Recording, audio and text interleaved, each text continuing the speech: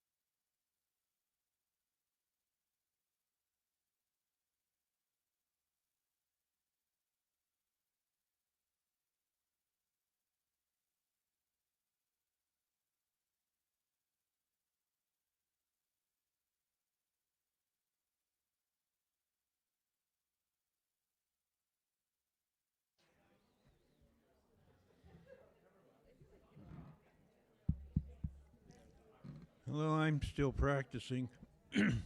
But I've had a report from the cookie monitor, and apparently the supply is holding up better than we thought. So please avail yourself of the drinks and cookies and brownies in the back.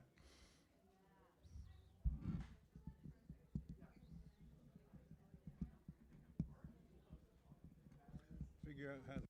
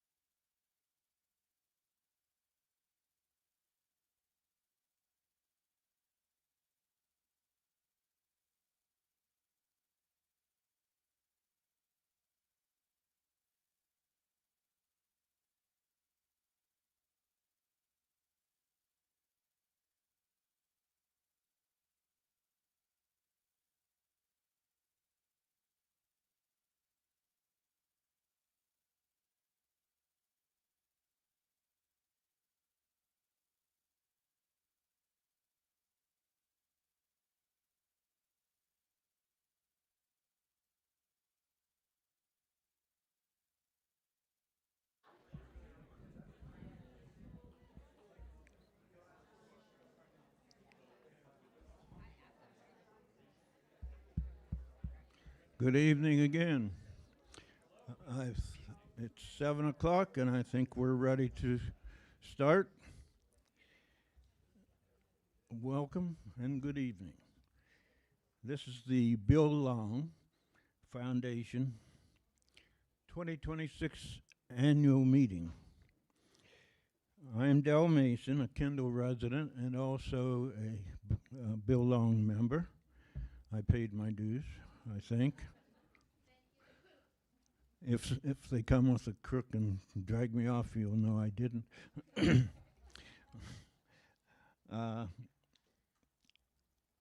My role has been mostly to coordinate the needs of the Bill Long Annual Foundation meeting with the resources of Kendal at Oberlin.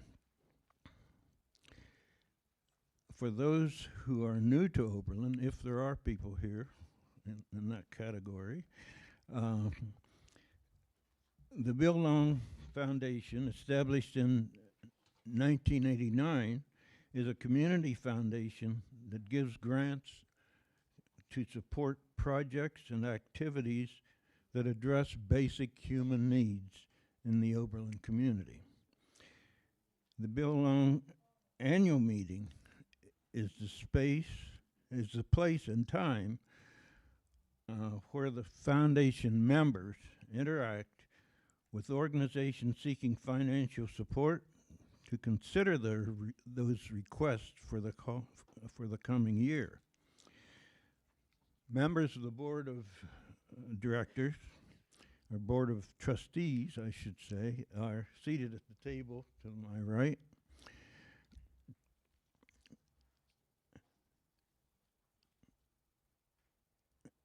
And you will get introduced to them later.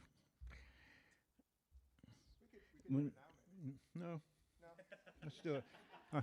I think we'll do it later because that's not in my script.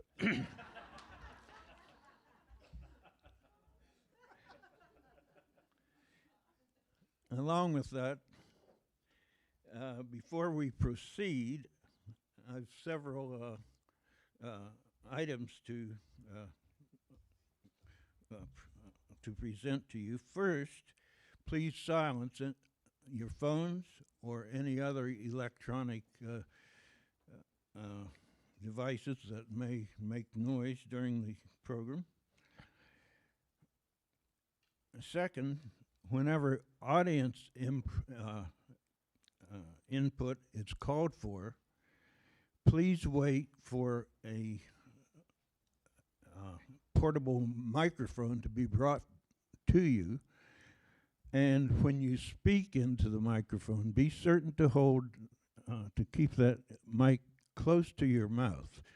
Otherwise, you cannot be heard clearly.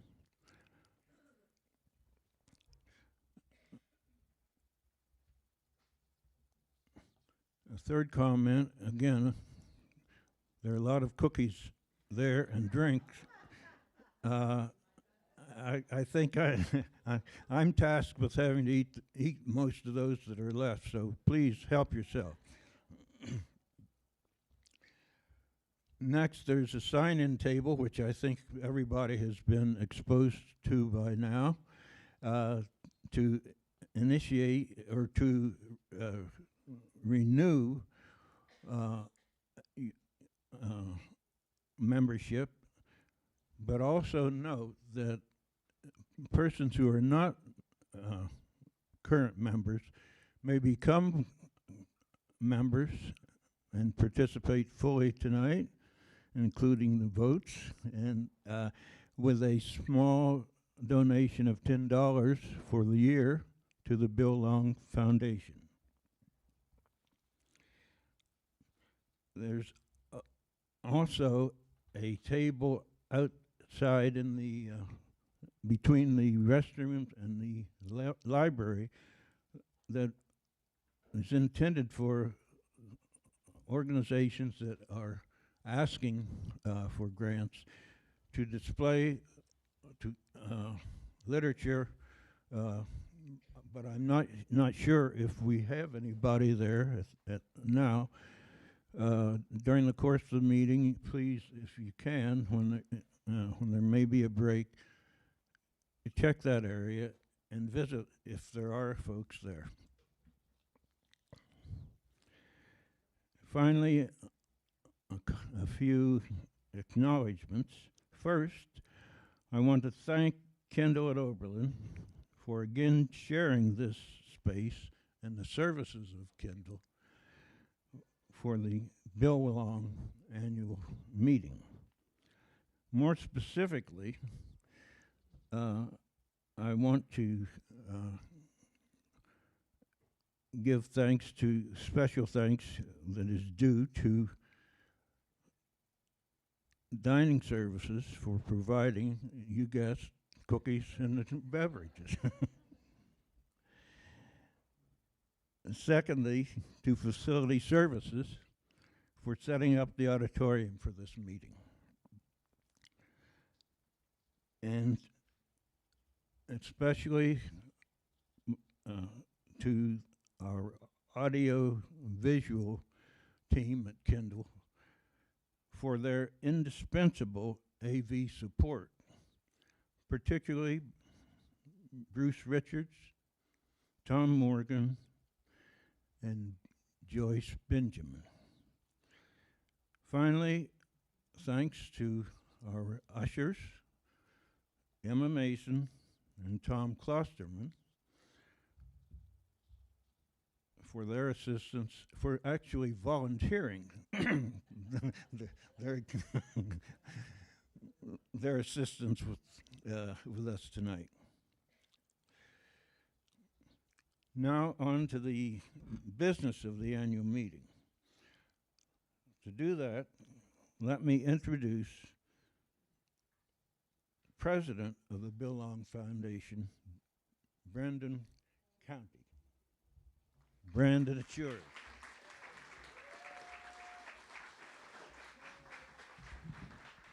You may now do your part.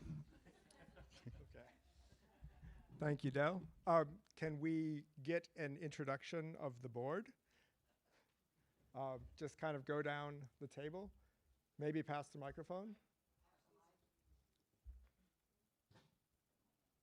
And just say your name and your role on the board. Oh.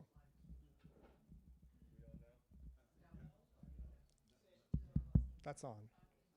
We on now? There we go. Nick Hudnall, Vice President.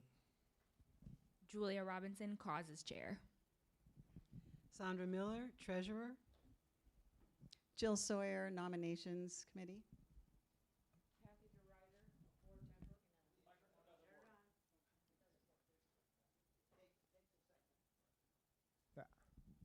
Kathy DeRuyter, I'm a board member. Kathleen Jackson, Assistant Treasurer. Lily Dodson, Secretary. Stephanie Mata Granados, also a board member. And we also have Brittany Forlenza, who is our membership PR chair, who cannot be with us tonight, but sends her best wishes. At this moment, I'm going to move on to item number 3 in the agenda, which is to review the annual membership meeting minutes from last year. This should be on page 2 and 3 in your handouts. And Lily, as treasurer, I'm going to hand that over to you. Okay, Could so be 4 and yes, 5. like Brandon said, in this packet that most of you should have received, there are the minutes from last year's annual meeting. Should I read through it or just, no, okay. We can Yeah, not okay. read So through. Okay, so are there any proposals for an amendment to these minutes? Okay. Yes. Yes. Okay, perfect. Amazing. Okay. Okay, can I see a vote? Okay, thank you. Okay, all in favor of approving last year's annual membership meeting minutes, say aye. All opposed? Okay, perfect. Thank you. Does that sound unanimous, Lily? Yes, I think that sounded unanimous. All right. Thank you very much. As we've all read through the minutes from last year, you kind of remember what we were talking about last year and what we were doing in last year's meeting, mostly giving good money to good people.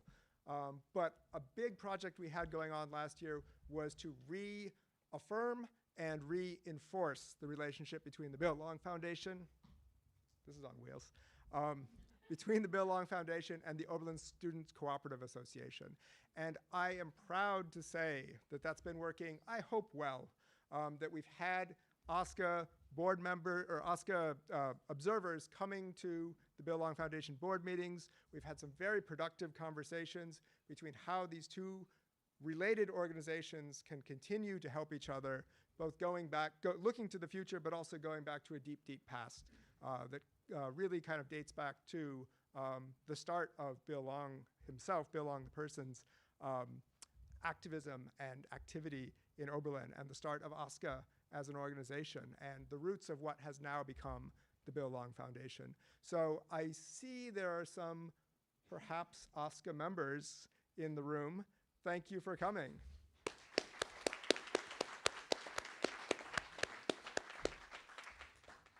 And we're looking forward to making use of these avenues for continued communication, for helping OSCA work within the larger Oberlin community and helping the larger Oberlin community sort of recognize what a wonderful organization we have in our community that is OSCA, that is all of your organizations, but I'm putting the highlight on OSCA right now.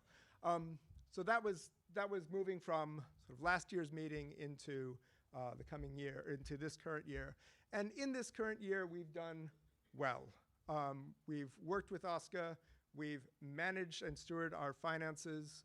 We've read through 26 different grant applications from different organizations, mostly in this room, all working in Oberlin.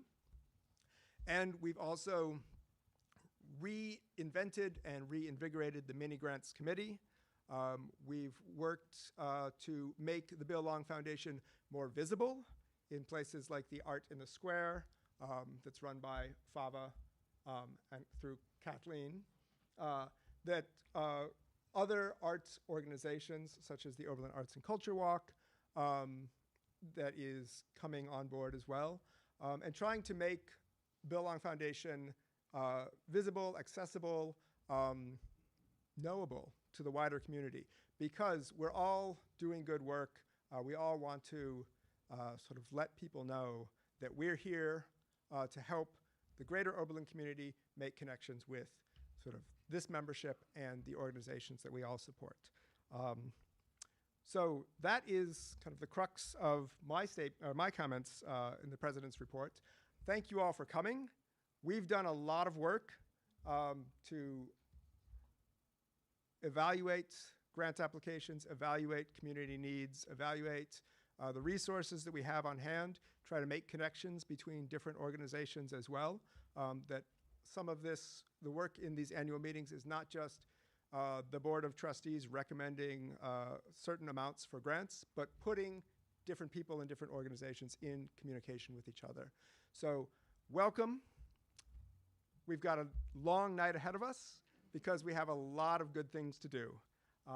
Thank you very much. With that, I'm going to pass the microphone to Sandra Miller, our treasurer, who's going to give us an overview of the financial statement and her treasurer's report. Thank you.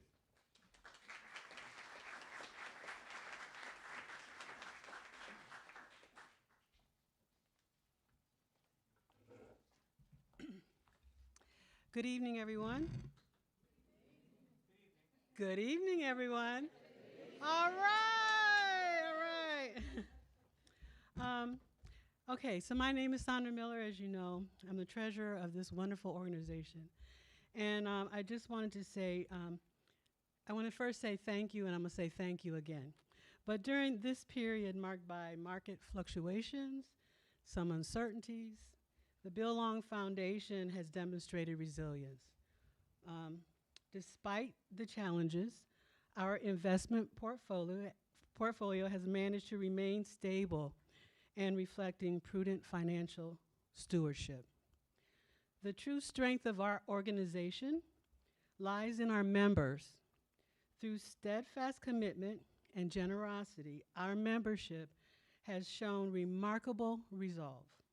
Together, we made the conscious choice to persevere and continue our mission, refusing to let uncertainty hinder our progress or dedication.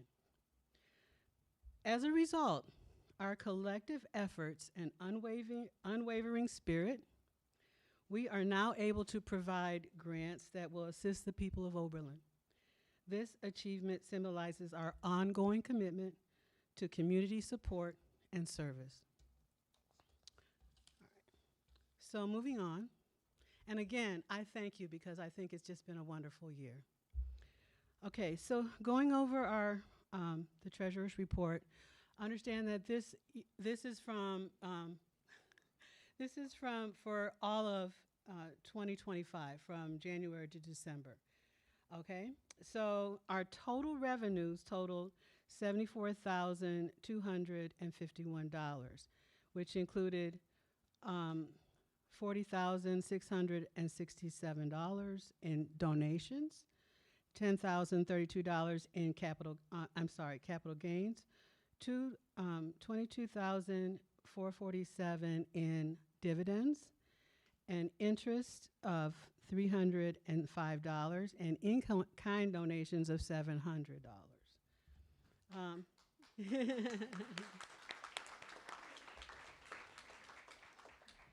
The expenses as of December 31st, the grant allocations paid last year was $57,297. Mini grants was $497. Financial advising fees were $2,736. We had the directors and officers liability insurance for $725. Our mailing and printing was $525. Charitable registration fee, $100. Our post office box fee, $106. And financial software was $316, for a total of I always get these numbers mixed up. $62,302 for a net income of $11,949. Yay! So our balance sheet is as follows.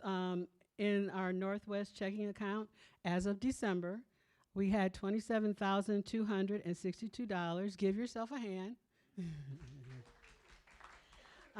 The Oberlin Community Land Trust Note, $30,000, and professionally managed investments were $362,204 for total assets being $419,466.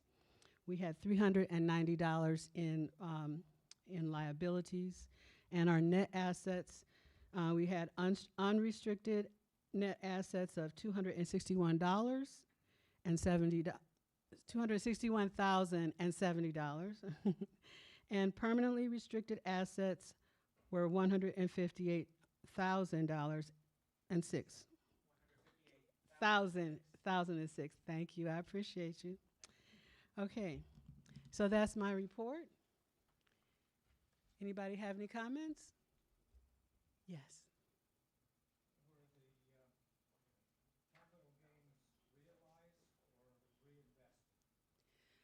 They were reinvested. Okay. Well, thank you, everybody. I appreciate you.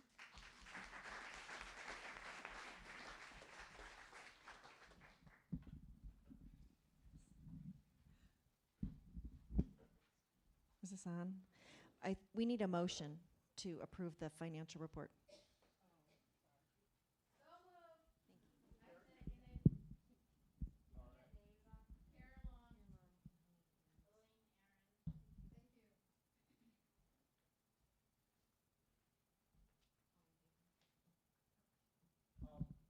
All in favor? Aye. Anyone opposed?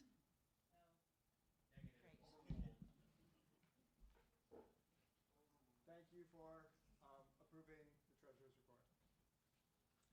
I'm up next.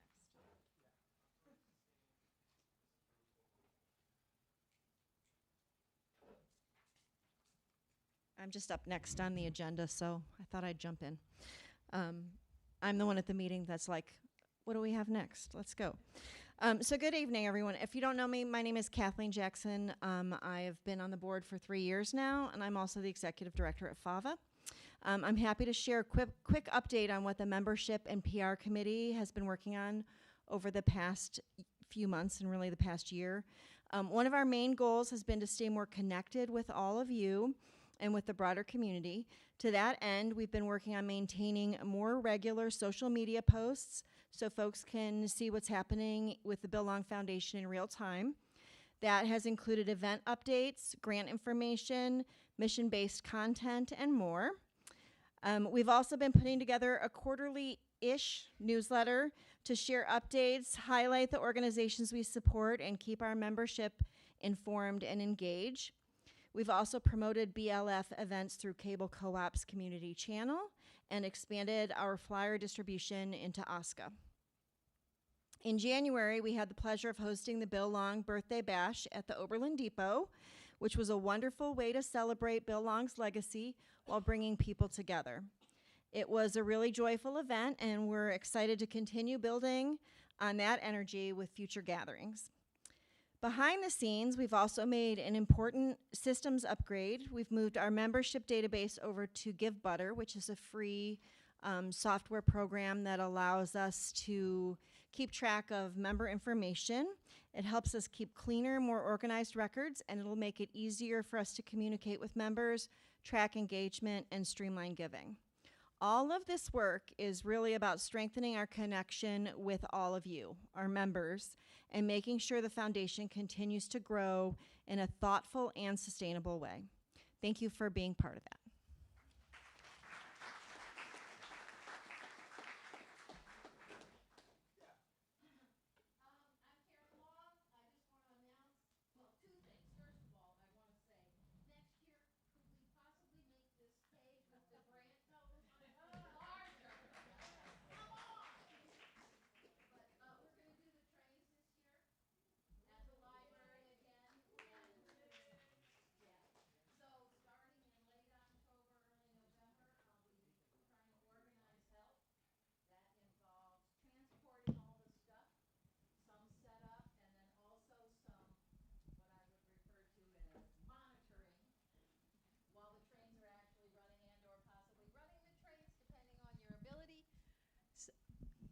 Do I have to start over? No. Okay. So anyway, that's the story. And if you're interested, you can let me know now, or you can email me at karen@oberlin.net, or you can tell Julia, she'll tell me, whatever.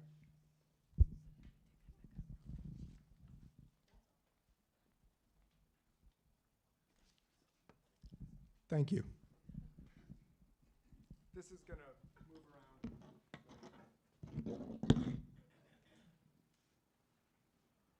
Hi, everybody. It's me again.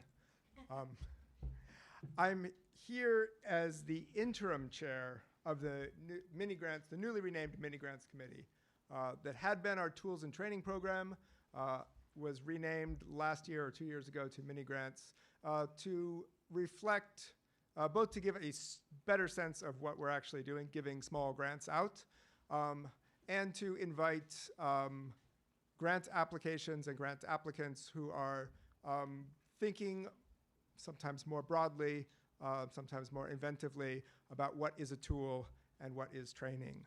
The Mini Grants Committee has gotten a couple applications right before this meeting, in fact, shortly before this meeting, in fact. And I am proud to say at this moment we have approved 3 mini grants. The grants are up to $300. We've approved 3 grants for a total of $1,300. These are grants that are seeking funds. Thanks. That works too.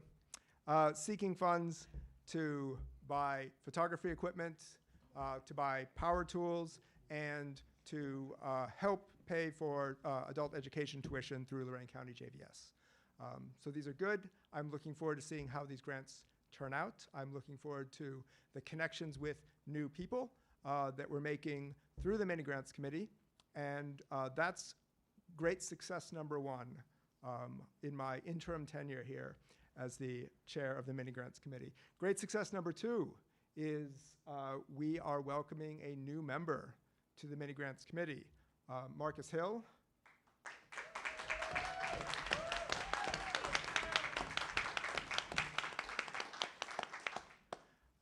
Is going to be working on the Mini Grants Committee. He comes to us with a background of being a wonderful person, and coming with his professional role at Oberlin Community Services. He's very plugged into the community. He's very good at getting information to people who might talk about an idea, think about a tool, think about some training. And Marcus, I think already you have sent one person our way very recently.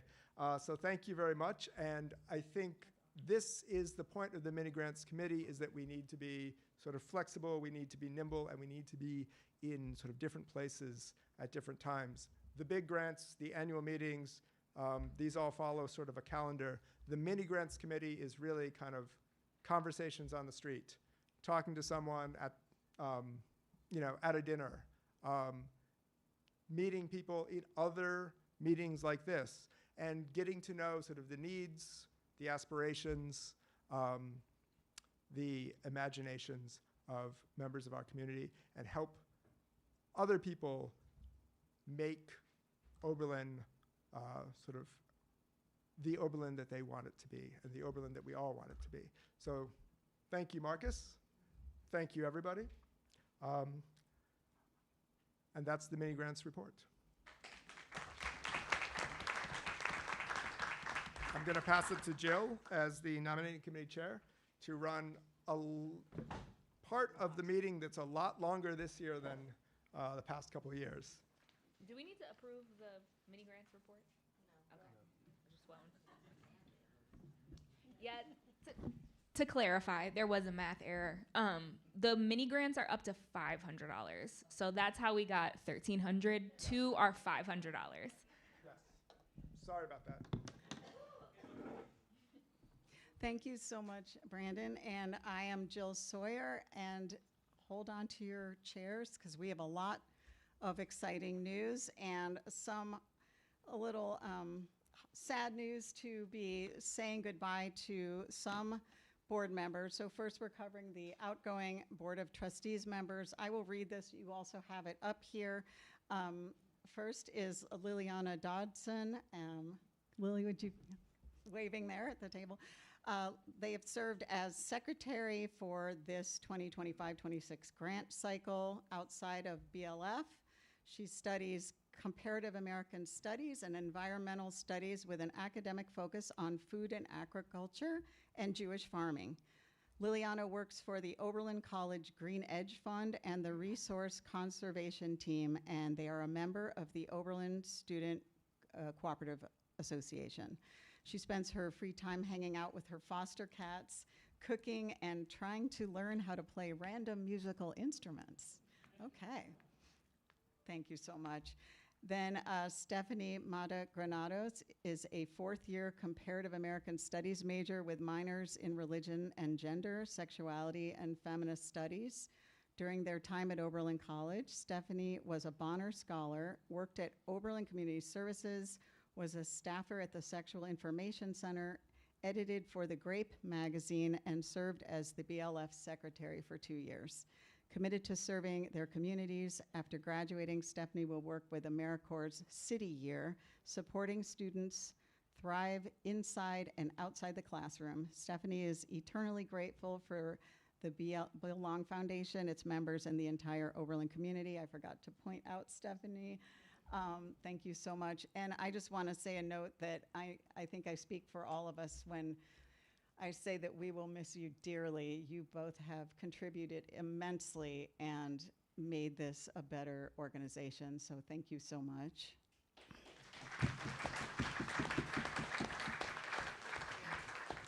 It sounds a little weird to talk about myself, but I am also rolling off the board. I joined in 2020. It was the spring, and COVID had just happened. So my very beginning experience was completely virtual. And but virtual or in person, it has been incredibly rewarding. You probably know some stuff already, but I have served on the Membership and PR Committee and obviously the Nominating Committee. Over the past 8 years, I have also served on a number of City of Oberlin boards, commissions, and committees. I am an Oberlin native, moved back here in 2017, and my mom lives at Kendal, and and then I launched the Mill on Main event space, which is transitioning into a full-time tenant model. I do want to just say a personal note that I think, you know, over the past 6 years that I've served, there have been, I think, lots of challenges nationally.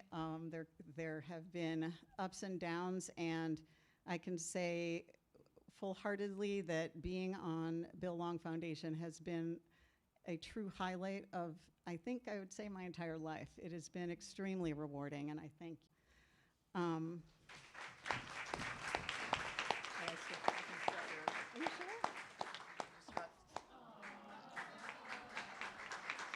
Some gifts for you guys.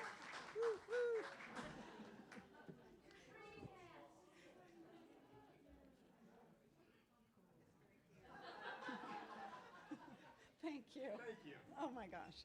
I still have more though. Yes. But look, there's more. Before you move on, Jill, we will miss you so much as well. You have brought us so much organization and a much needed perspective. Thank you so much. Lots of envelope stuffing. To stay on a high note, we have Board of Trustees re-election candidates. So I just wanted to call out members who have been board members already and are continuing in another 3-year term. First is Kathleen Jackson. She is, as she's mentioned, Executive Director of FAVA. She has expanded programming, strengthened partnerships, and guided the organization through growth and challenge. Kathleen holds a Master of Fine Arts in Writing Popular Fiction from Seton Hall University and a Master of Arts from Kent State University. Her professional work reflects a deep commitment to fostering creativity across disciplines and ensuring that the arts remain accessible to everyone. Kathleen is an active community collaborator and is passionate about supporting artists, building sustainable nonprofit practices, and creating opportunities for people of all backgrounds to engage with the arts. Del Mason, right here, was born in Eastern Ohio and moved west to attend Oberlin College. After graduating from Oberlin, he earned an MD at Case Western Reserve University Medical School in Cleveland. Following specialty training at Metro Health and University Hospitals, he returned to Oberlin in 1964 and practiced pediatrics here for 35 years. Sandra Miller has been privileged to serve as treasurer of Bill Long Foundation for the past 2 years. Her participation in both the causes and nominating committees has enabled her to contribute meaningfully to our mission, championing vital initiatives and helping shape Bill Long Foundation's leadership. Being a part of this organization has given Sandra the opportunity to make a lasting positive impact and collaborate with dedicated colleagues.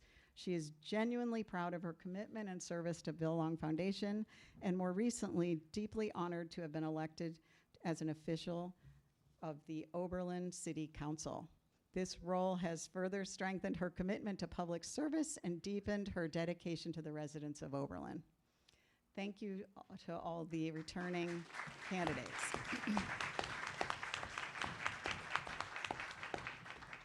And then we have a Board of Trustees returning candidate. Cynthia Drozdowski-Breda is returning to the Board of Trustees to complete the 3rd year of the 3-year term she was elected to in 2024. She has a strong passion for community engagement and to help others. Cynthia is also a board member for Community Action to Save Strays, Cat Rescue, and also a trustee of New Russia Township. Cynthia received her bachelor's degree in communications from John Carroll University and her master's degree in public administration from Kent State University. She also holds a graduate certificate in nonprofit management. Cynthia resides on 13 acres in New Russia Township and hopes to convert it into an agroforest. I don't think she's here today. I don't think Yeah. she can make it here, but she's here in our hearts. She's here in and in yeah. our votes. Yeah, yes. And then exciting news is to introduce new board of trustees candidates. And I'll ask each one to wave when I call their name so you can see where they are in the crowd. First, we have Bob Gamble. That is Bob. Hi, Bob. Bob and his wife, Chris, moved to Oberlin in December 2024 and live at Kendal. Bob grew up on the East Coast and received his BA, MA, and MBA from Hobart College, Boston University, and Emory University, respectively. Bob's business career involved management, marketing, new product development, and strategic planning for companies including Quaker Oats, Del Monte, and Kimberly-Clark. Before moving to Oberlin, Bob lived in Holland, Michigan for 26 years and served on the boards of the Holland Symphony Orchestra, the Land Conservancy of West Michigan, the DeGraff Nature Center, and the All Saints Church Endowment Fund. Bob and his wife enjoy skiing, hiking, biking, and exploring their new home state of Ohio. Wonderful. And next is Ann Longsworth Orr. There she is. Welcome. Anne was born and raised in Oberlin and married an Oberlin College alum. She worked as a community organizer in Western Colorado, received a Master of Divinity degree in Atlanta, and eventually relocated to rural Ohio with her husband Daniel to raise their 2 children. For almost 15 years, she worked for U.S. Senator Sherrod Brown in his state office. In 2021, Anne and Daniel bought a home in Oberlin and are delighted to be Oberlin residents once again. Welcome. And then we have Lydia Young. Lydia was born and raised in Oberlin and is married with 3 children and 5 grandchildren. Diagnosed with MS, she retired from a nursing career in 2010. She's the caregiver for her 26-year-old daughter with Down syndrome. Finding fulfillment in community advocacy, Lydia is the chair of the City of Oberlin Human Relations Commission and secretary for the Oberlin Schools Alumni Association. Welcome. So, a very, very exciting new board starting in May, and thank you so much for listening. Oh yeah, you guys didn't remind me. Do we have a motion to approve the full slate of board members for the? Oh. I see moved by Karen and seconded by Nancy. All in favor, please say aye. Aye. Any opposed? Motion carries. Thank you so much.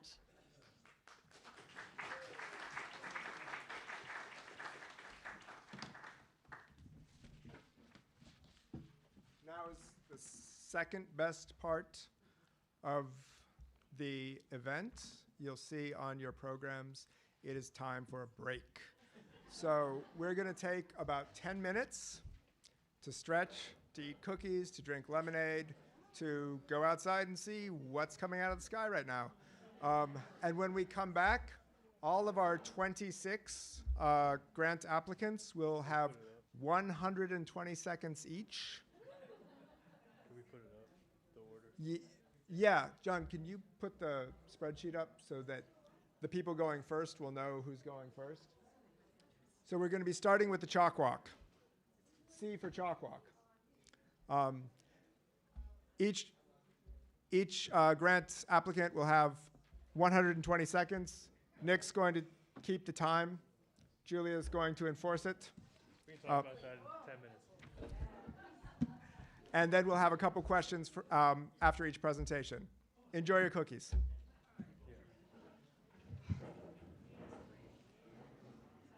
I can be sure that we've got at least three mics. Do we need one? Is that one? Can we use that one up here? Yeah. Well, let me see how many others we need, so we'll have 3.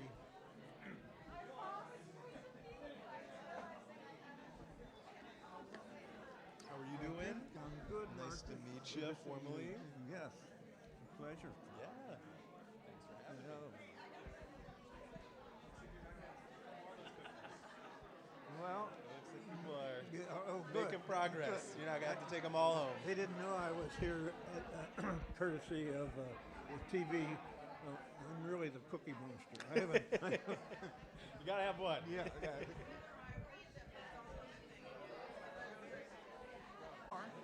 There's one on the podium, two on the table, and you've got one. Okay. Okay. I guess I'll. We probably during the presentations, depending on what.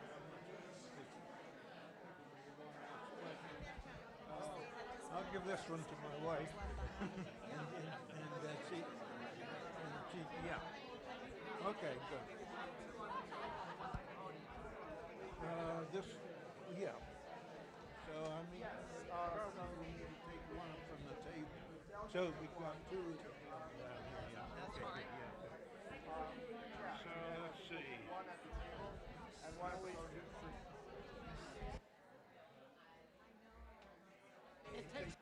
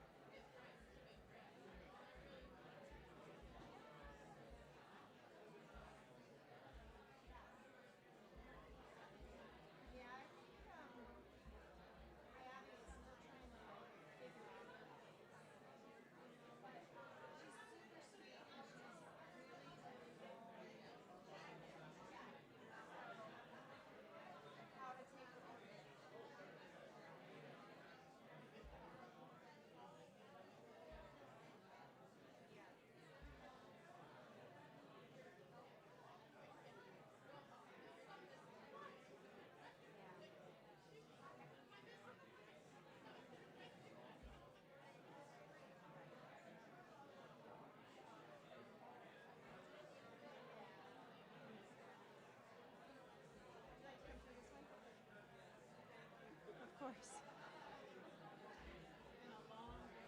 Not mine.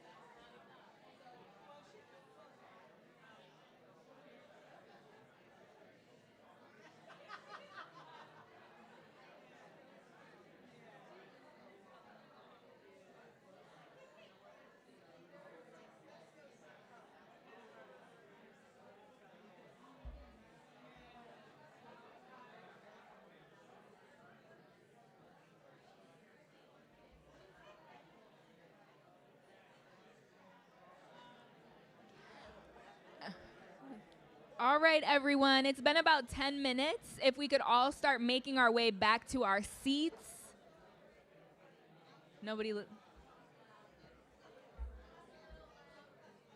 All right, everyone. If we could all start making our way back to our seats.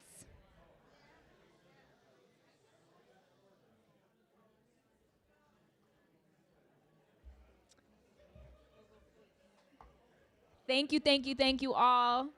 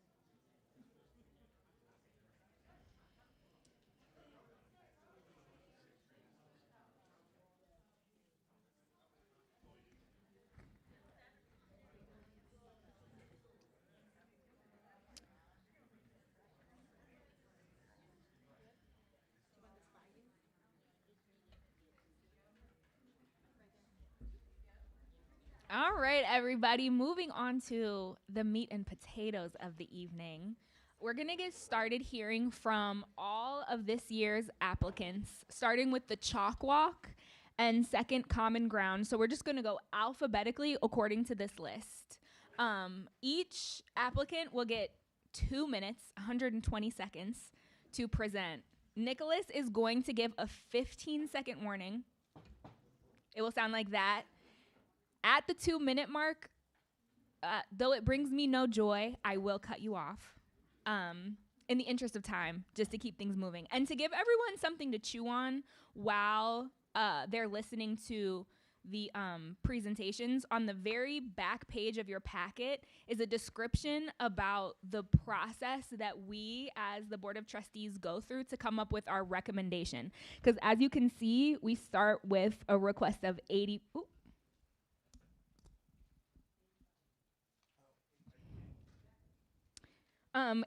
some $1,000, which we trimmed down to $50,000.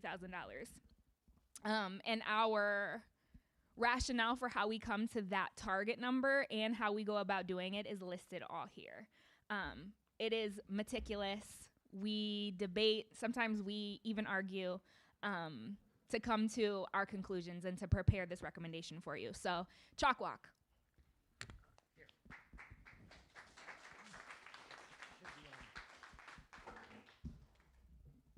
Okay, thank you. My name is Ellis Lane, and I'm requesting $800 on behalf of Oberlin Chalk Walk.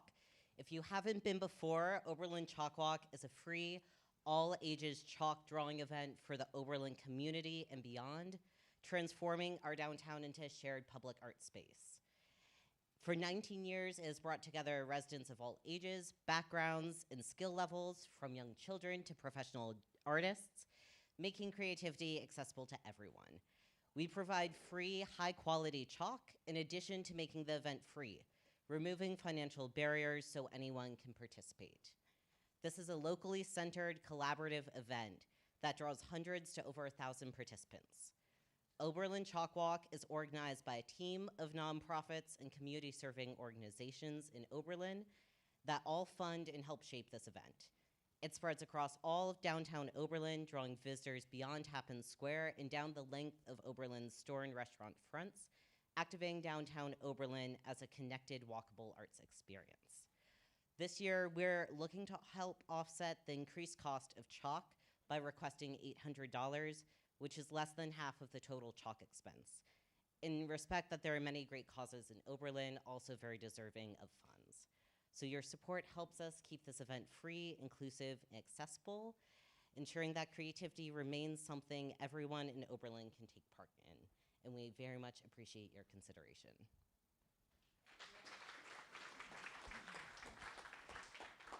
As only a microphone jockey, it's a lot of fun. We can, for the next ones, we'll have you come all the way up, and then that microphone will be used for comments. I'm so sorry. I forgot to mention, we also welcome any questions from the floor for the chalk walk. Before we move on, we'll have time for 1 or 2 per applicant. So any questions for the chalk walk? We do have 2 roving microphones, so please wait for a microphone if you have comments. All right, seeing none. Common ground. Hello, everyone. My name is Melanie Tennant, and I'm the program director at Common Ground. Good evening, and thank you for the work that you do through the Bill Long Foundation. I'm here tonight representing Common Ground and our summer camp program specifically. Each year, we serve over 300 kids, including about 83 campers from Oberlin, as well as a bus stop that comes to our old Prospect school here in Oberlin. And for those who come from outside the area, camp becomes their introduction to this incredible community, its values, its people, and its natural beauty. At camp, we focus on connection to nature, to one another, and to the sense of belonging. But none of that is possible if a child's most basic needs aren't met. That's why I'm here to talk about something simple but essential, healthy food. For many of our campers, the food they receive at camp is the most consistent and nutritious they'll have all day. When kids are well fed, they can fully participate, they can learn, explore, build friendships, and feel included. Without that, everything else becomes harder. I could tell you story after story about kids eating their lunch on their way to camp because they didn't have breakfast or asking for food to take home at the end of the day. Supporting food at camp is a direct way to meet a basic human need while also enriching the lives of the campers, exactly what your mission is all about. It ensures that every child, regardless of background, has the same opportunity to thrive. We're asking for your support to help provide healthy snacks for our campers this summer. It's a tangible investment with immediate impact, and thank you for considering being a part of that impact. If anyone's interested, our camp reports I did put out on the table out there. Thank you.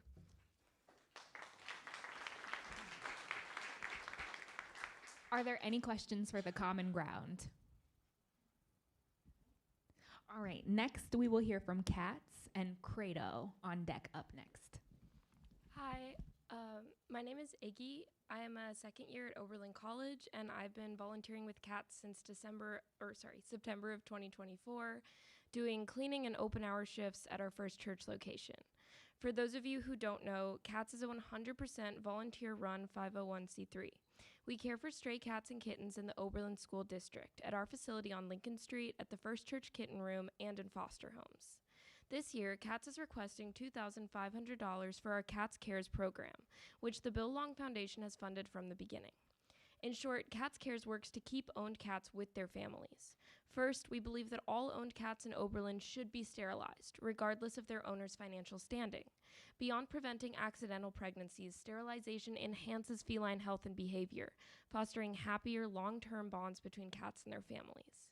Second, CATS Cares covers some basic medical costs and provides supplies like food and litter. This ensures that during tough times, cats aren't surrendered or let loose, and humans aren't forced to choose between providing for themselves or their pet.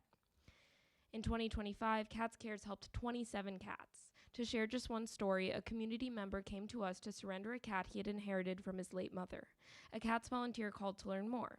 Engaging him with compassion and respect, she learned that he was trying to surrender the cat because he could not afford basic vet care. Thanks to Cat's Cares, the cat was fixed and vaccinated and able to stay with his guardian. Cats functions as the address for all things feline in Oberlin, and Cats Cares is an essential community service. We thank the Bill Long Foundation for its ongoing support of this program, which provides a crucial safety net for Oberlin cat owners in need. Thank you.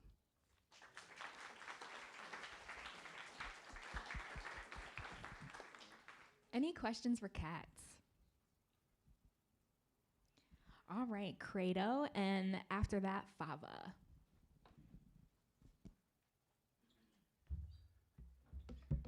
Hi, I'm Peter Slowick. I teach at Oberlin Conservatory, and I head Credo. Credo has called Oberlin its home since 2002, rather. So that makes this summer our 25th summer of doing programs from Oberlin. We didn't do them in Oberlin for 2 years when we had the pandemic. But Credo annually brings 50 to 80 talented students from around the country and around the world for 2 to 3 weeks of joyous, intense, rewarding chamber music studies with the world's greatest string teachers. That, the most vital and consuming part of Credo's mission, is summarized by the first phrase of our mission statement, develop the gift. The second part of our mission statement is acknowledge the source. And we talk about the importance of faith in a person's life. Unlike the disruptive lever associated with faith these days in most of America, we welcome and cherish all people, examining universal principles of all faiths through a big tent, welcoming Christian perspective. Credo opens minds and hearts and brings people from all faith backgrounds together to explore kindness, peace, selflessness, etc. We then respond in service, taking our music all over Oberlin. The Bill Long Foundation supports institutions that address basic human needs. We do that through our service, but also emotional and artistic poverty. Credo brings music every summer to Kendal, the Early Childhood Center, the Public Library, Grafton Correctional Institution, Welcome Nursing Home, etc. We also serve with our being at Lorain County Metro Parks, doing weeding at the Splash Zone, North Coast Inland Trail. We work at Oberlin Community Services, Second Harvest Food Bank, and Adopt a Highway. There are amazing people involved. A lot of Credo alumni matriculate at Oberlin and then become leaders in such orchestras as Boston Symphony, Philadelphia Orchestra, New York Philharmonic. What you're giving to is bringing talented students to Oberlin and making our summer brighter with glowing young musicians all over town in July. Thank you so much.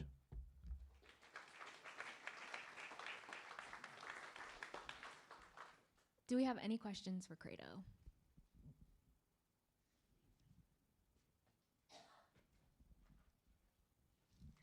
Do you have to be Christian to participate? No. We welcome students from all faiths or no faith.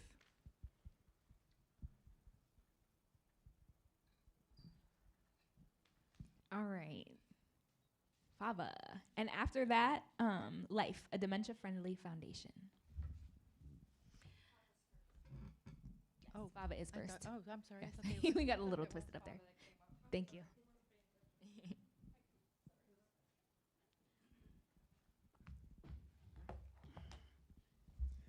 Hi, I'm Jonathan Field, and I'm here to make a presentation for 2 pottery wheels for Fava. It's very interesting because it was a couple of days ago that I actually got a grand tour of Fava, and I got to see the pottery and ceramic area. They have a total of 6 pottery wheels there, but it really only comes down to 5 because one of them is used by the teacher. One of the interesting things about ceramics and pottery is that people come to it because it is the farthest thing from artificial intelligence that they can get. It is a hands-on experience. And I don't want you to get thoughts of Ghost with Demi Moore and Patrick Swayze. This is not anything like that. But what we have here is the ceramics portion of Fava is one of the more popular portions that they have. And their classes are filled to overflowing, and there's a waiting list. Not only that, but 30% of the people in these classes come from Oberlin specifically, which means that the rest come from outside of Oberlin and from Lorain County. So consequently, that means that people are coming in here to Fava, to the ceramics class, and that establishes and confirms Oberlin Center as a great place for the arts. These pottery wheels are specifically Brent Model C pottery wheels, and the reason why we're so specific about that is because then they are in alignment with the other ones that are there. I ask you please to consider this grant, and thank you for your time.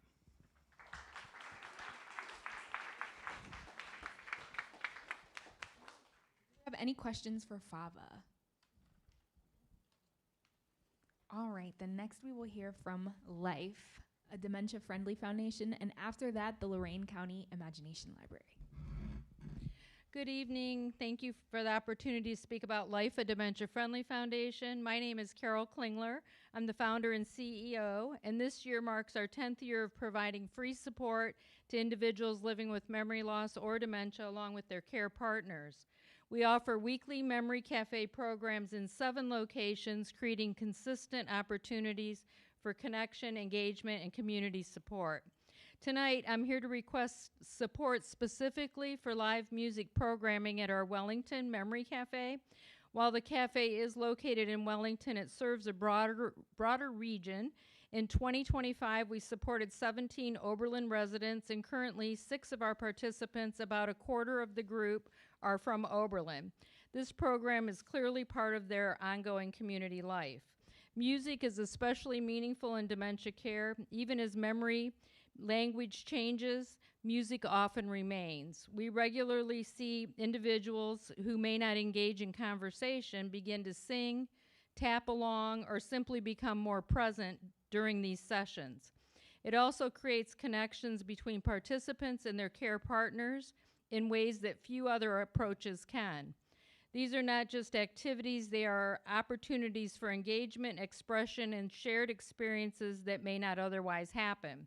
We are proud to include a local Oberlin musician who joins us monthly, and this year we also welcomed an Oberlin music student into the program, further strengthening these community connections.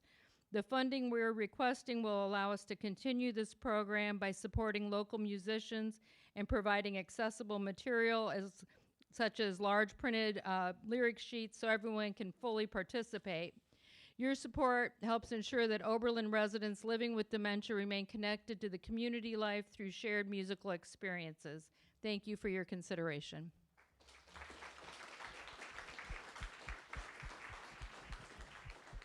Do we have any questions for Life?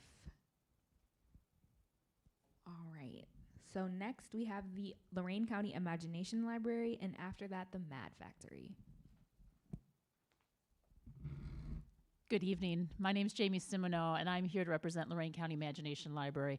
But for a moment, I just want everybody to take a minute and think about if you were fortunate to have someone at some point read a book to you, or for you to read a book to a child. And just picture that in your mind's eye. That's a part of what we're asking for Imagination Library. There are 239 children in Oberlin from birth to age 5 that are a part of this program. As a part of the program, every month they're receiving a book that's age appropriate, that's mailed specifically to that child. Every single month, something coming to them. Our research shows that for children who are enrolled in Imagination Library, they tend to have higher kindergarten readiness scores. They are then better prepared for kindergarten, which has a positive correlation with being able to read at 3rd grade, which of course then has a correlation with, believe it or not, whether a child will graduate from high school, and we know about the outcomes with that. We're excited that in this past year, we have been able to, through a partnership with Ohio Imagination Library, that now when a child's born, whether in Lorain County or outside of our county, but is a resident, their parents have the option on the birth certificate when they're doing that paperwork to enroll immediately into Imagination Library. So we're hoping that we can not only have more children as a part of it, but increase the age, right? If someone starts from birth, that can be 60 books that's a part of their library. So we just thank you for your support, and please help us spread the word.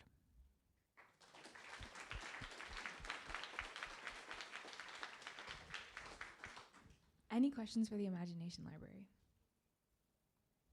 All right, the Mad Factory. And after that, the 9 Scholars Program. Hi, I'm Nina. I'm from Mad Factory. Mad stands for Music, Arts, Drama. Our official name is the Mad Factory Theater Co. And we are here tonight requesting $2,000 according to the board-approved amount, or the board, suggested amount. So $2,500, $2,000, you can read it. And it's for scholarships for our programs, for Oberlin students. We obviously service students from all over Lorain County, but we love to come here and get support for our Oberlin kids to come. We see hundreds of kids every year, and our summer camp is $350, and if they qualify for a scholarship, which means free or reduced lunch at school or Medicaid, then they take the camp for a $50 fee. And we have never, ever said no to a financial aid request, even if they're like, I can't do the $50 fee. Fine, it's gone. I don't qualify for Medicaid or free lunch, and I still can't do like a payment plan or half plan. Fine, come to the camp. We have never denied anybody, and we want to be able to keep that going, and we also want to be able to continue to provide our staff with the payment that we have to give them to do the work that they're doing. We have a very good ratio of student to staff. It's almost always like 10 to 1. It's never going to be higher than that. We are based on team teaching and group work, so that's really important to us. And why are we considering this a basic human need? Because feeling supported by a community is a basic human need. Being around like-minded individuals and non-like-minded individuals is a basic human need to help the kids learn the skills that they need to function in the society that they are going to grow up in. So even if they're coming to us as young as 5, they're getting these SEL, social emotional learning skills from us. Empathy, getting into a different point of view, character, being nice to someone, cooperating, listening across the group. We have tons of fun in our programs, and the Oberlin community is the place for them. They love coming here. Their parents that bring them go out in Oberlin during the class times. This is where they want to hang out on the weekends with their friends. We want all the kids in Lorain County, including Oberlin, to be a part of our program, and we thank the Bill Long Foundation for their support for making it happen.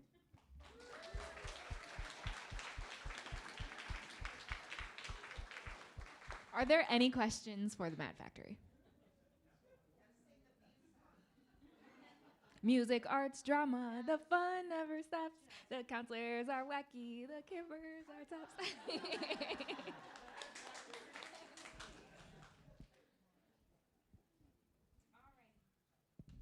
The 9 Scholars Program, and after that, No Yo. How do I follow up with that? Okay. Good evening, everyone. My name is Susan Pavlis. I'm the Education Program Director at the Bonner Center at Oberlin College and the Director of the 9 College Access Program. So thank you for receiving our request this evening for the 9 College Access Program for support in paying for lunches during our college tours for Oberlin High School juniors and seniors for the next academic year. Typically, we take 5 to 8 tours per year. Local colleges, about a 2-hour distance away from Oberlin. And why do the lunches matter? We leave Oberlin High School about 8:30 in the morning, returning about 2 p.m. For most trips. Many students at the high school receive free breakfast and lunch. If the students are away from the building during lunch, they miss that meal. One of their 2 guaranteed meals of the day. Additionally, meals at the college dining halls run $10 to $15 per person. Or if we're not access to the dining halls, we stop at a fast food restaurant, and those meals could run $10 to $15 or more dollars. Students who attend the college tours may not have the additional funds to pay for a lunch at one of these spaces. Not having money for lunches presents a barrier for some students. They don't want to stand out as someone who's not eating or have to come up with an excuse as to why they're not participating in the lunch. The lunches are also an experience on campus to provide students with an understanding of how a college campus works. It's one of the most popular parts of our tour.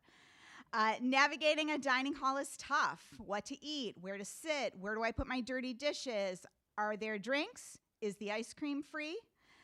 Each tour, we take approximately 20 students, and this year we have visited Cleveland State University, College of Worcester, BGSU, LC3, and today we're at University of Akron. All this to say is that that's a lot of meals, and by the way, an independent ranking today said Cleveland State had the best dining experience. It might have been the endless ice cream. Thank you so much the for buffalo your wings presentation. That boosted them. Do we have any questions for the 9 Scholars Program? All right, No Yo. And next after that, the Oberlin Arts and Culture Walk. Good evening, and thank you for everything you guys do. My name is Nathan Holloway, and I am the Executive and Artistic Director for the Northern Ohio Youth Orchestra, better known as NOYO. I'd like to talk about NOYO's reduced price lesson program. NOYO believes that private lessons are paramount to an essential part of a complete music education. We offer these reduced price private lessons along with our 6 ensembles in addition to our 2 summer camps.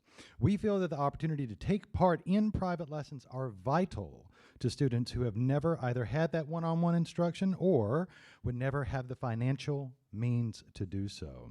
Every year, NOYO serves approximately 250 to 300 student musicians between our 3 string orchestras, 2 concert bands, jazz combo, and our 2 summer camps. Our reduced price lesson program is an initiative in which we contribute $8 per 1 hour lesson for instrumental lessons to financial aid recipients. And the thing about that is, all NOYO participants who request financial aid receive some level of aid. These lessons are provided by Oberlin Conservatory students and Oberlin Community Music School instructors. Oberlin City School District students and residents make up 33% of these reduced price private lessons. This initiative also provides a great opportunity to partner with both Oberlin Conservatory students as well as a community music school for a worthy cause towards young music students. For a few years, we've been able to provide these essential services for young students in order to become better musicians. Many who have never been able to afford or take part in something like this. So far, NOYO has already spent $2,600 in financial aid for these reduced price lessons and fully expect to go over $3,000, which is the amount that we were requesting from the Bill Long Foundation. That's 275 hours of reduced price lessons. Thank you for your time. Thank you so much for your presentation. Do we have any questions for NOYO? All right. Then we will hear from the Oberlin Arts and Culture Walk, and after that, the Oberlin Business. Oh, are y'all presenting? Okay. Then yes, we will hear from the business partnership.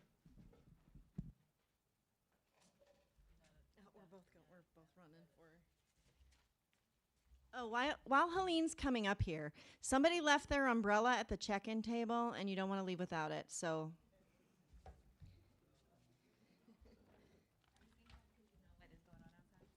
Hi, my name is Helene Ahrens, and I live at Kendal, but I want to talk to you tonight about a new group that's forming to do some really wonderful things in the town of Oberlin, and it's called the Oberlin Arts and Culture Walk.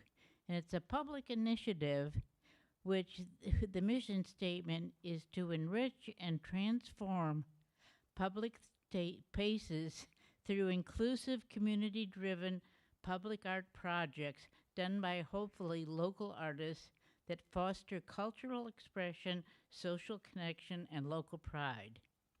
And the vision, the big vision that this woman has, is a vibrant community where public art inspires creativity, dialogue, and collaboration, making art accessible to all and enhancing the quality of life. The core values are inclusivity, engaging diverse voices and communities, collaboration, partnering with artists, residents, local businesses, and City of Oberlin.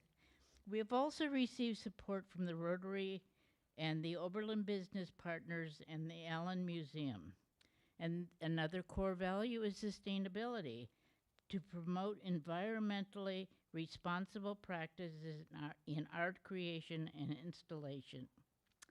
The last value is education, providing opportunities for learning and creative development through public art.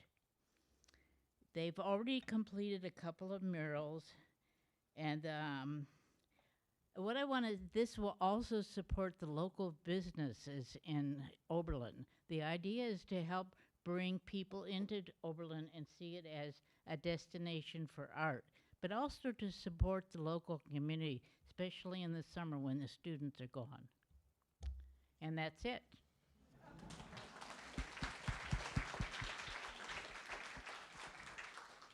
Are there any questions for the Oberlin Arts and Culture Walk? All right. Then we will hear from the Oberlin Business Partnership, and after that, the Oberlin Choristers.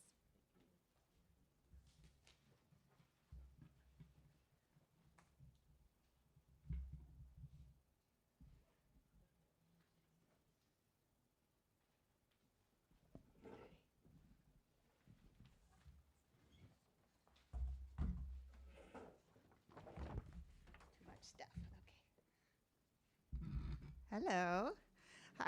I'm Tanya Rosen-Jones, and I am not asking for money from Bill Long Foundation tonight because we withdrew our ask because we were able to actually fund it for free. So, but I was invited to speak, thank you so much, about what we are kind of working on. So, I'm here representing OBP, which is Oberlin Business Partnership, and the Community Connections Group. Oberlin Business Partnership is our local Main Street chamber whose mission is to strengthen, support, and promote the vitality of Oberlin businesses and the Oberlin community. Community Connection is a group of citizens volunteering their time to advance the relationship between Oberlin College and Conservatory and the greater Oberlin community, with the goal of working together for the betterment of all. About 18 months ago, there was a State of the Schools, City, and College event. And at that event, it became very clear that there was a need for a centralized location to find out what was going on in town. Nobody was hearing about things from the schools or things from the college or what have you. So we put our minds together and we found a solution and we launched it. So OBP has a brand new website. See it here. Like my visual aid. And it's oberlinbusinesspartnership.com, where you can find events, job openings, volunteer opportunities, and deals and offers from businesses. The event calendar also lives on OBP's tourist website, which is called experienceoberlin.com. I have flyers and things, there's a QR code, and there's a lot of swag out in the hallway. So please take it. We're still working out the kinks, but it's getting there. And we would also appreciate your support. We are looking at substantial funding cuts this year, like many nonprofits. I invite you to become a community member or donate. And if you have any ideas for new funding sources, please reach out to me or Abby Fox, who's the executive director. And she couldn't be here tonight because her daughter got honored in the top 10 of her school. So, but yeah, I've got good swag. Thank you so much for your presentation. Good swag in the hallway. Are there any maps? Are there any questions? Hi, is it set up yet that organizations in this room could leave here and post an event that's coming up? Yes, so we, and I can help anyone that's having trouble with that.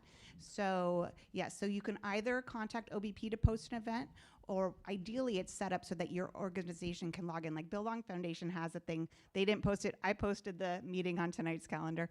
But yeah, and if people need help, there's a lot of resources. We want everything there. We're really trying to get all the info in one location. The college events are actually live. We're just working on a few glitches, trying to make sure it's only open to the public events. So It's really the newspaper. It's the Oberlin newspaper for events.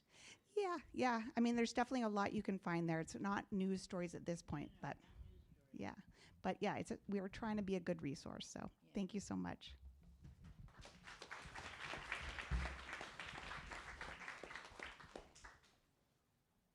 All right, we'll hear from the choristers and then the community music school. Hi, my name is Sue Simonson, and I'm representing Oberlin Choristers as a current board member. Choristers was founded in 1990 by Catherine Plank with the goal of providing the highest quality choral music education to the children and now adults of the diverse communities in Ohio. The past year was both difficult and hopeful. Over many years, rehearsals had shifted from the Oberlin area, limiting access for local families. Enrollment and support declined, and shortly after Catherine's passing in early 2025, the board made the decision to close the organization. What followed was an extraordinary outpouring of support. The board reversed their decision, new and returning leaders stepped forward, and we began rebuilding. We've brought programming back to Oberlin while maintaining rehearsals in Avon, refreshed our rehearsal space, and formed a new board. We also are re-engaging donors and foundations. One of our signature programs is our World Music Camp, held each summer for nearly 20 years. Each year focuses on a different region of the world, this year Eastern Europe. Through music, dance, food, and cultural experiences, children have a great time for the week. The camp also gives choristers high school singers the opportunity to serve as volunteer counselors, building their leadership skills. We are seeking support to help pay guest musicians and provide scholarships for up to 8 campers from the Oberlin area. The full cost is $250, and we ask families to contribute $75, but like Mad Factory, whatever, you know. The program is a joyful, meaningful experience and takes place right here in Oberlin at the Oberlin Conservatory, June 8th through 12th. And I have flyers, if anybody wants them. Thank you very much.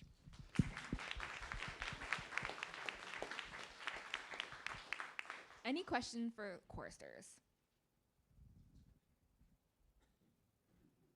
All right, the Oberlin Community Music School, and after that, OCS.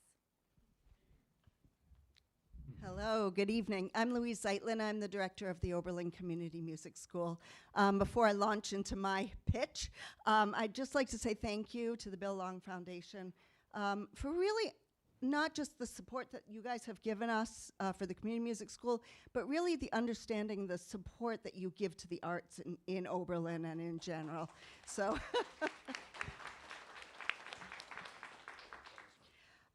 So I think most of you know our community music school.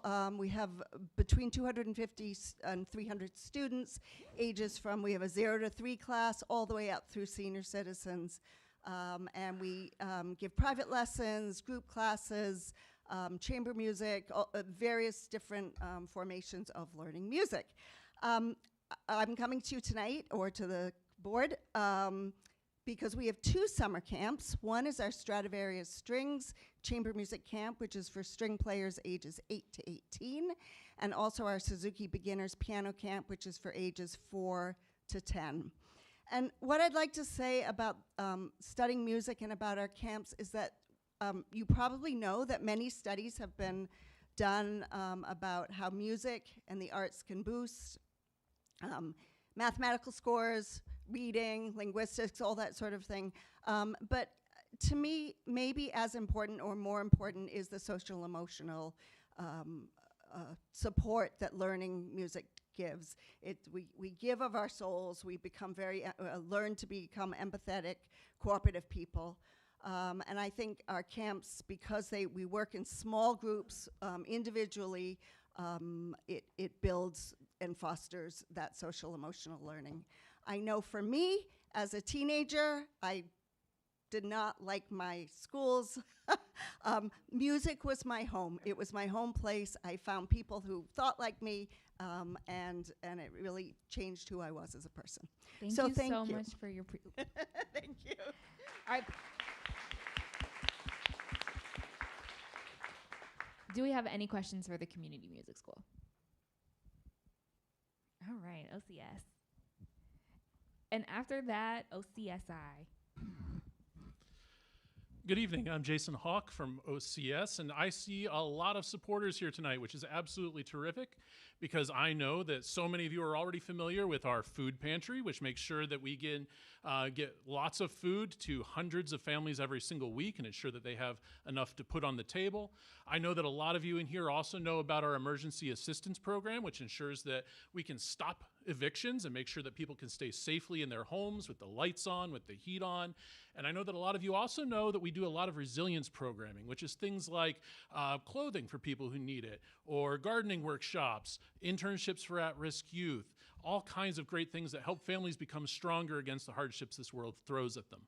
Now, if you're savvy, you know that the C in OCS is community, and that's important because not only do we serve the community, but it takes a community to do it. And that's where our Juneteenth cookout comes in, because in the spirit of Juneteenth, in the spirit of diversity and equity and inclusion, this is an event that we throw every year to bring everyone together. It's a place where donors can sit and share a meal with our clients and our staff and our volunteers and the general public at large. And we're really happy to do that because it highlights the best of what Oberlin has to offer. It honors our history. It honors the history of Juneteenth. Now, this year, I'm hoping that everybody can join us. No matter what happens tonight, no matter how much money the board decides to give us, you're all invited anyway. You can come and break bread and burgers and ribs, and we can all sit down and share across all the differences that divide us. We're going to unite those over a great meal with fun, all kinds of games and music, just a time to sit back and chat and celebrate Oberlin.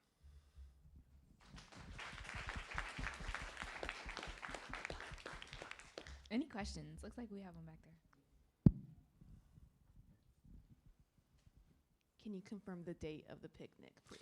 Oh, I should have mentioned that. Thank you, Amanda. You're so amazing. The picnic this year, the cookout this year will be Thursday, June 18th from 5 to 7 p.m. at the Cooper Community Resource Center, 500 East Lorraine Street in Oberlin. It sure is. You got it. Despite its name. Despite saying Juneteenth. All right. Thank you.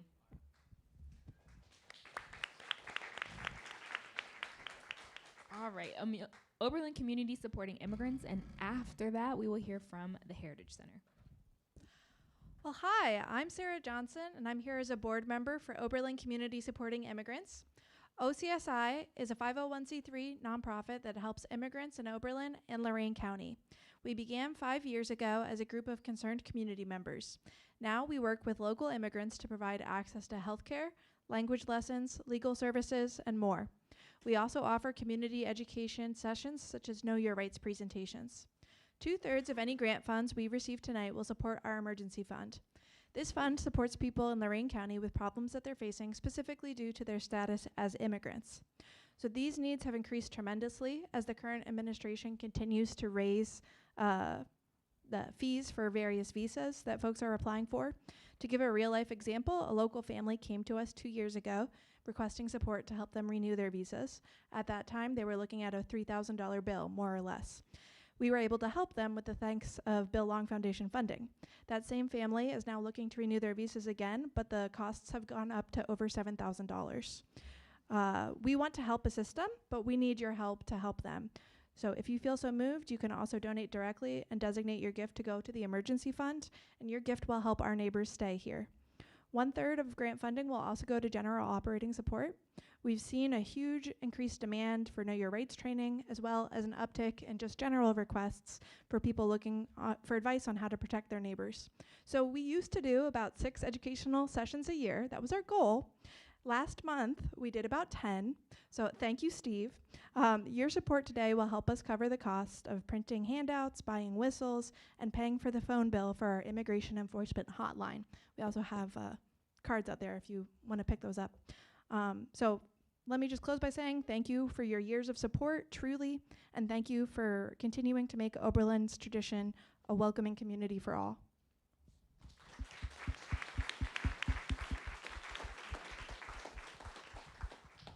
Any questions? All right, the Heritage Center. And after that, the Interact Club. All right, good evening. My name is Amanda Manahan. I work for the Oberlin Heritage Center, and I'm here representing the organization's request, which admittedly is a bit unique because we are hoping to get funds to buy stuff that we never have to use. So let me clarify that a little bit. So at the Heritage Center, we welcome thousands of visitors, guests to the museum throughout the year. We have thousands of other people come through the grounds. They're going on their way to downtown. They're going to the college, the conservatory. We also last year became a new stop for the city's e-bus. So we have a lot of people coming through the grounds, and we know that it's our responsibility to be good neighbors, good citizens, and be responsible as much as we can and try to look out for the health and safety of the people utilizing our grounds. So currently, the Heritage Center, we have first aid kits throughout our historic buildings. In 2019, we purchased an AED, so automatic external defibrillator. And so even though we hope that we never have to use such a device, we have to maintain it as if it were to be used at any moment. So the upkeep of the AED and other first aid equipment, it could be quite expensive, as I'm sure many of you know as well. the components expire. So we have a pretty straightforward request of $425 from Bill Long Foundation to update and improve and replenish these supplies, including the AED pads and batteries, and also other soon to expire components of our first aid kits. So thank you so much for your consideration.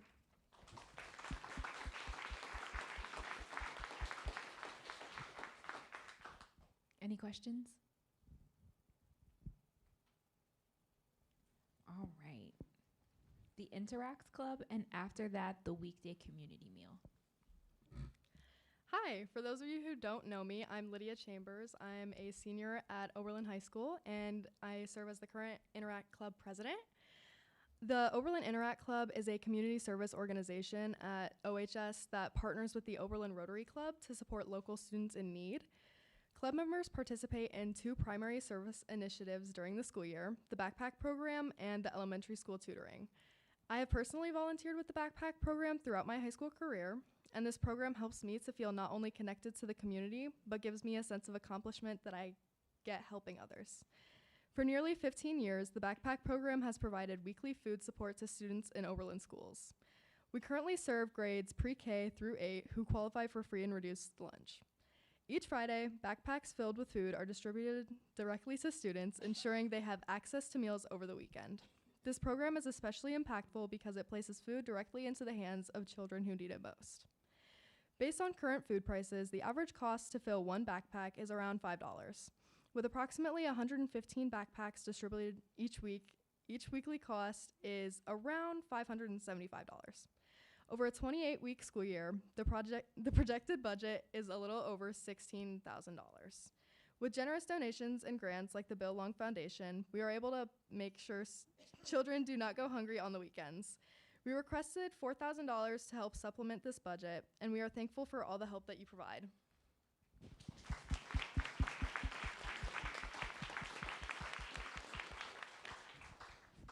Any questions for the Interact Club? Thank you. The weekday community meal, and after that, the Oberlin Kids Equal Learning.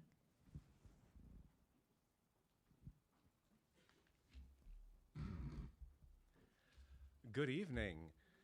I am Father Andy, and I am proud to say I am now in my 5th year as rector of Christ Episcopal Church here in Oberlin, which has been home to Oberlin weekday community meals for something like 43 years now. We have recently completed a consulting project with the leadership of Solidarity Urban Farms and Church of the Redeemer in Lorraine. And while I am not at liberty at this time to share details about the findings, what I can say is that we are going to redouble our efforts to improve the overall positive experience for everyone involved in the program. We will be looking at ways to get more people participating, not only because we could use the help, but because we want to create opportunity. Opportunity not only to serve and give back, but to lead. We hope to foster a more collaborative environment that encompasses staff, volunteers, and our guests, in large part by blurring those distinctions to really make the meals program a team effort, or more like a happy family. We want to make the program more fun for everyone, emphasizing the community in our names. Last year, we served nearly 11,000 meals. We'd like to see that number go up because, as I know many of you know, it's more fun when the room is full. We'd like to see OWCM be a place where people just come and hang out because it's fun to be there. OWCM should be a place where people go not just because they need something to eat, but because the food and the atmosphere are something they look forward to. As I like to say, there are lots of ways to be hungry and many ways to get fed. OWCM should do more than just give away free food, and we would really appreciate your help. Thank you.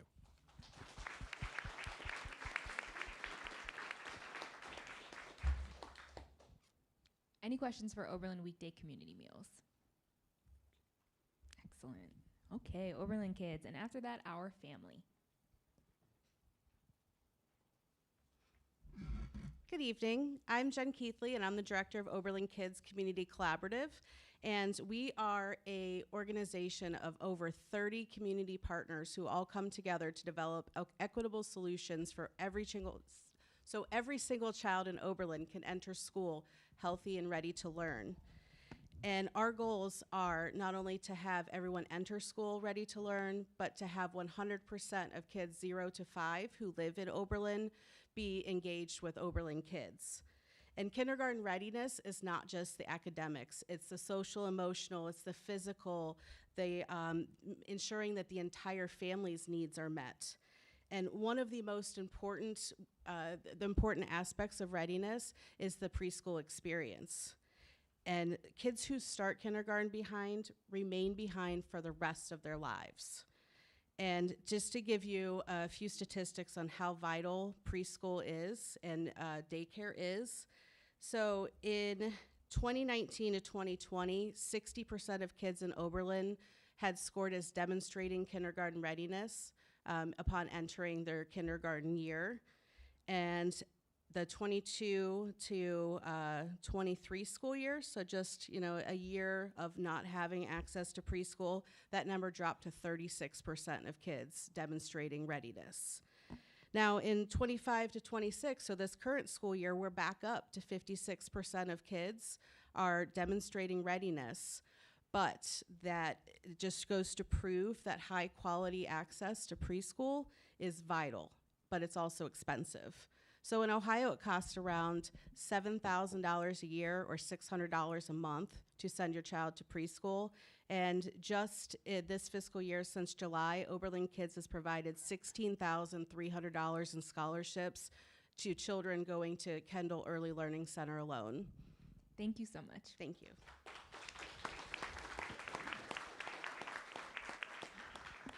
Any questions for Oberlin Kids?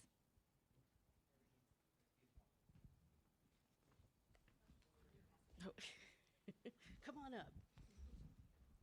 Just a quick one. Do Yes. you actually provide school, preschool? We are not a early learning center ourselves, but we partner with Oberlin Early Childhood Center, Kendal Early Learning Center, Oberlin Schools preschool program, the Head Starts, a lot of the organizations around here. But our scholarships are only for our partner preschool programs and priority for Oberlin residents. Thank you. Any other questions? All right, our family, and after that, power.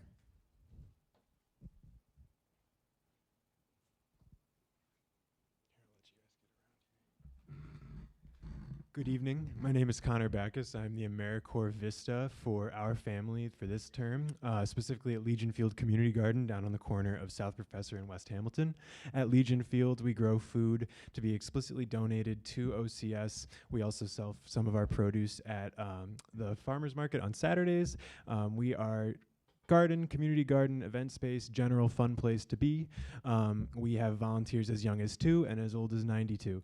And we're looking to expand sort of the science of gardening. You know, gardening can be more art than science. We want it to be more science now. So we're seeking to employ some young people in the community to do scientific testing on our soil to build an ecological profile for the garden so that we can more better plan our strategies for a more ecologically sustainable gardening years into the future, decades in the future. It requires long-term planning. I'm talking fast because I have dragged one of our prospective scientists with us and her name is Adelaide Bandy, and she is going to read to you her outline thus far for her research that she is intending to perform with these funds. Here is the outline for the Legion Field Garden Research Project. In the spring of 2026, we will test the soil, water, and observe the animal populations. The observations found will be recorded, and with this information, we will try to fix the problems that were found. For example, adding more compost to the soil or adding solitary beehives. Towards the end of the summer, after the appropriate changes are made, the soil, water, and animal populations will be tested again. The differences found will be recorded, and then those differences will be used to understand the overall impact that we made to the Legion Field Garden with making these beneficial changes. Thank you for your consideration. Ninth grade.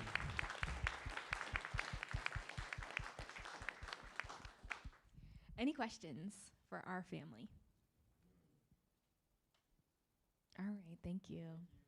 All right, power and then road to hope. Good evening. My name is Rebecca Bandy, and I currently serve on the board for Power. I'm also their current secretary. I'm here this evening. Power, as you may know, is a grassroots environmental justice organization whose goal is to make homes comfortable, healthy, and energy efficient. The E in Power is for efficiency. We assist people of all income levels in evaluating what their home needs, finding trustworthy contractors, and taking advantages of all the available rebates. We offer financial support for everyone from 25% for higher income folk to 100% for those below the median income level. We are also an essential part of the City of Oberlin's Climate Action Plan. We make sure that no household is left behind and that everyone benefits from the new green economy. So recently, when Columbia Gas eliminated their energy efficiency programs, Power stepped into the bridge to gap it. Now the city has pulled back on funding so that they can focus on the really large fossil fuel users in town. We support the city's climate priorities, but these two factors mean that Power has less financial support than before. At the same time, we have more customers than ever, and as everyone knows, prices are going up. This is great news that we have more customers because it means that members of the Bill Long Foundation have a high impact way to fight energy poverty and climate change while helping their neighbors live better lives. So tonight we're requesting funds to cover 20 full energy audits. This will allow us to stretch our budget further and provide financial assistance to more homeowners. And if you would like, I have some more detailed evidence of Bill Long's support. We can, oh, I guess I'm done. But thank you for your support. Good evening.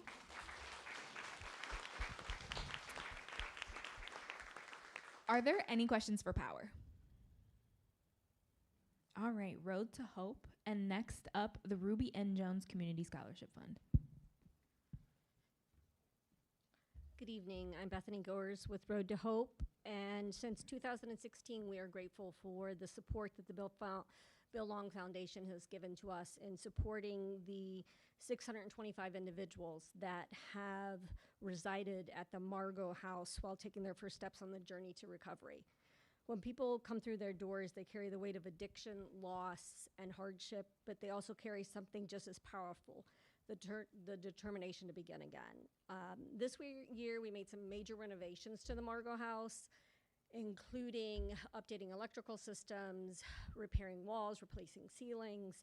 The last thing we need to do is replace flooring. So we're asking for financial support from the foundation to help with that flooring, and we hope that you will be generous in helping us rebuild the feeling of home so that every future resident who walks through the doors of Margot House will feel the difference your support has made. I'd like to just read just a couple excerpts from a story of an individual residing in Margot House. Prior to Road to Hope, I was a post-traumatic vet that drank my pain, fear, and guilt away. There was major wreckage with my life, especially the father I could not be. I was at the point of ending my life with each drink that I took. There was a drive within me that I knew life had to be better than what I was living. I went to detox and then had the opportunity to go to Road to Hope. And during my journey, I was able to come up to now 2 years of sobriety. Today, I have full-time employment. I have a relationship with my children. I have accountability and structure in my life, and most importantly, faith in myself. The desire that continues to grow within me is something that I thought I would never have. But recovery has shown me that all things are possible, and Road to Hope has grounded me into being the person I am today. So thank you, Bill Long Foundation, for your generosity and support in making that happen.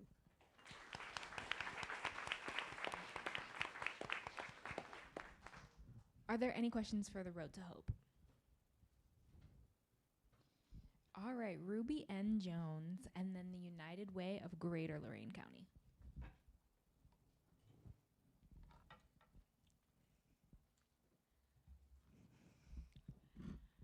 The Ruby N. Jones Community Scholarship Fund is a grassroots organization that was founded in 1998 on the initiative of Mrs. Ruby Jones, a longtime employee of the Oberlin school system. The organization was initially named the Oberlin Community Youth Scholarship Fund, but in recognition of her founding role and of other community activities, at commencement exercises in 2003, Oberlin College conferred on Ruby N. Jones the awards for distinguished service at the community. At that point, we decided to name the fund at her with Community Scholarship Fund as the name. I am delighted to report that we are marking our 29th year of providing funding for college education. Our mission is to provide need-based financial support for a higher education to capable students living within the Oberlin School District. We raise predominantly funds by an annual solicitation of Oberlin residents, businesses, and other organizations.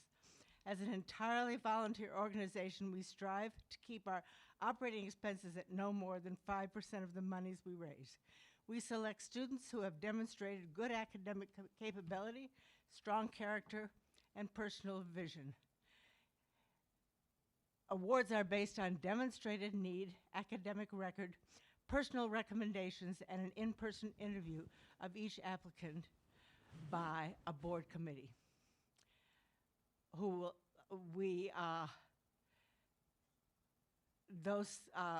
members of the boards will act as a mentor for all 4 years. In 2025, we were able to award 6 four-year scholarships of $10,000 each.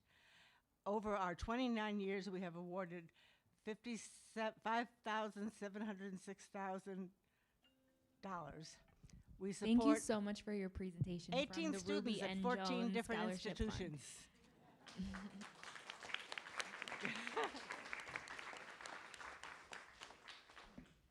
Are there any questions?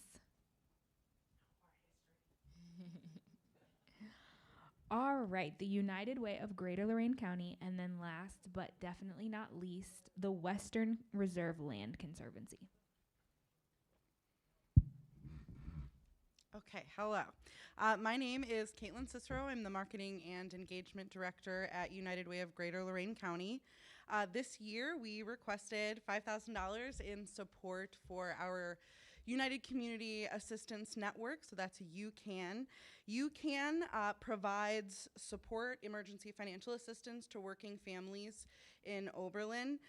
So we are making sure that they stay housed, that they're keeping their utilities on, and regaining stability after an unexpected financial setback. UCAN accomplishes this by coordinating emergency assistance and case management across our 10 trusted nonprofit community partners.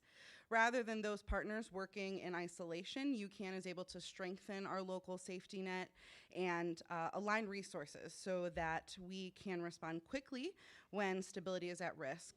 When somebody has been out of work due to a medical procedure, the last thing that they need is a lengthy and drawn-out application process to keep the heat on or to stay housed. We are so proud to work alongside many of the partners and nonprofits that are in the room today. Of course, our goal is never to compete, but we are excited to be able to expand the reach and effectiveness of this community collaborative thanks to the Bill Long Foundation. And thank you so much for your time and support, and I'm so grateful for each and every one of you. Thank you.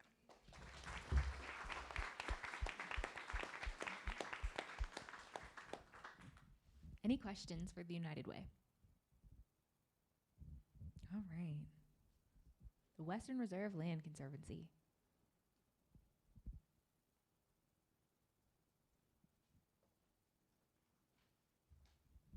Thank you all for sticking around.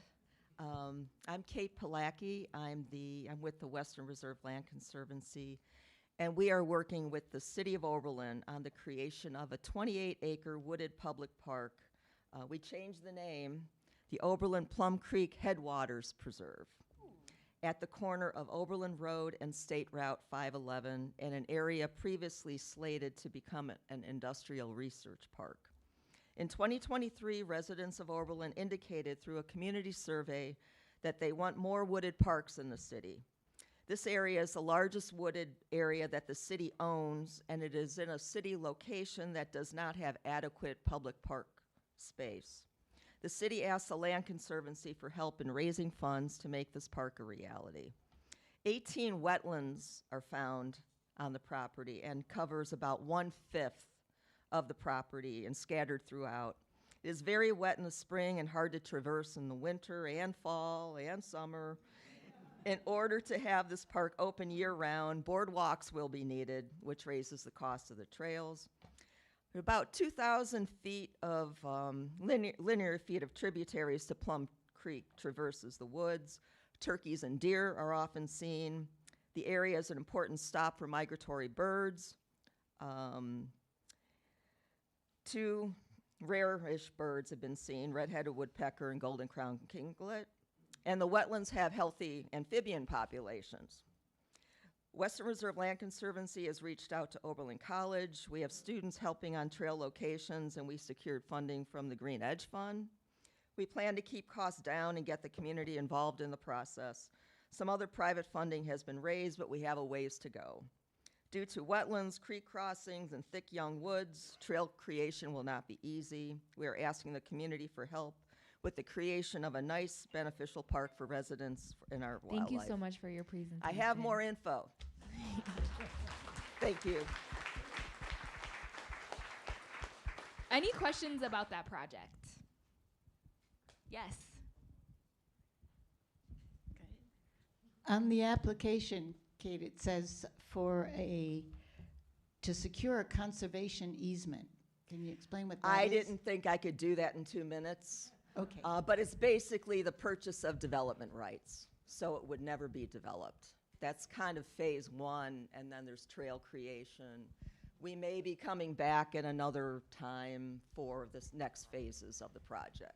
You need a parcel, right, because you need a parcel of land in order to complete it.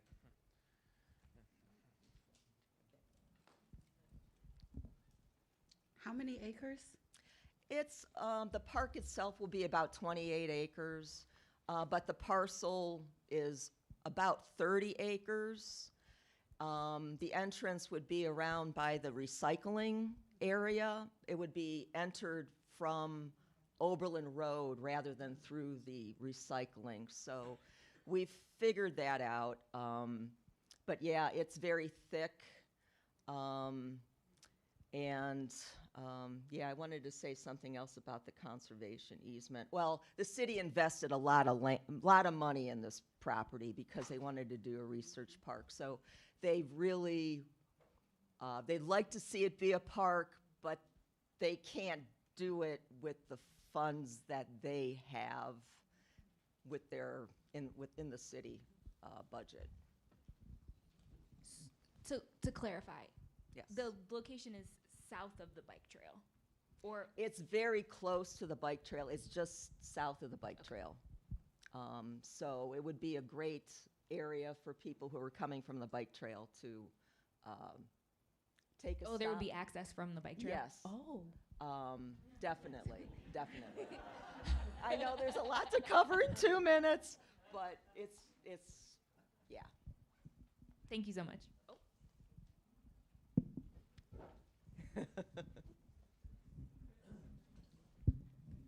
And just to clarify, when this piece of property is developed, it will be open to the public. When will it be open? It will be open to the Oh public. gosh, yes. No, it's and it will be accessible. We would have the trail parking area would be by the recycling center area, kind of connected but different entrance. Would be accessible from the business park, like if people wanted to come in for lunch, you know, like a lunch break. And then they are putting in a new development at where the former Green Acres. So we're anticipating would be a nice connection to that development as well. Could that also mean being accessible from e-bus? Oh, whoops. Could that also mean being accessible from e-bus? I sure hope so. It clearly looks like it according to the map. Yes, yes, for sure. It's right on the, it's like, welcome to Oberlin, here's the Oberlin park. OCS stop due to its proximity. Very close to OCS. Will it be ADA accessible? There will be boardwalks there, but it's hardly accessible to humans right now. We're doing our best. All right, thank you so much for your presentation. Thank you.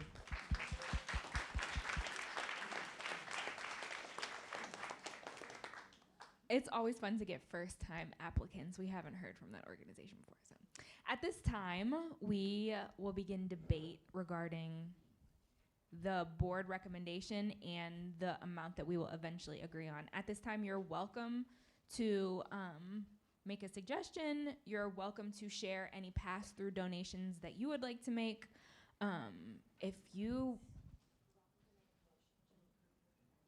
You're welcome to make a motion to approve our recommendation. And we'll have pass-through forms coming along. If you didn't get a chance to read the explanation that we have on the back, I will just reiterate that it is a very carefully prepared recommendation. So.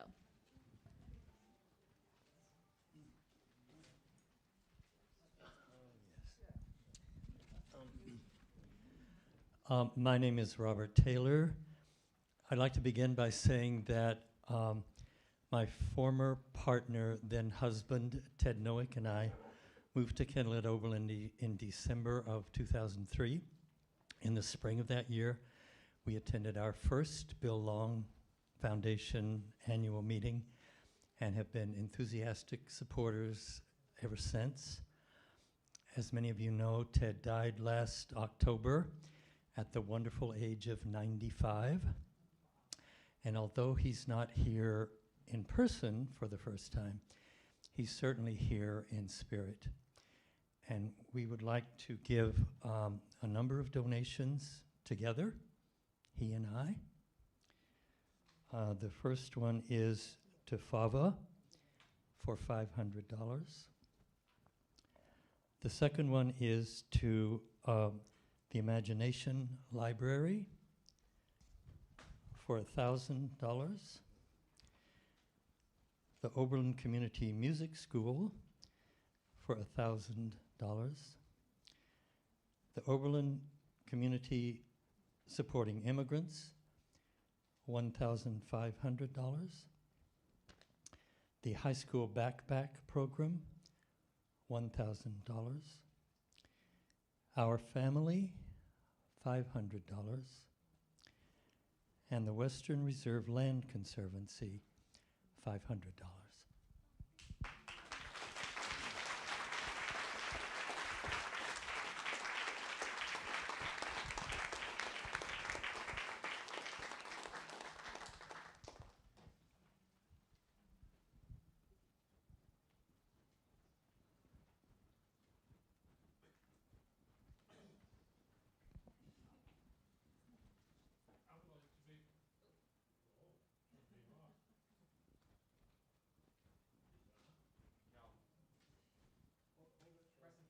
Now is it on?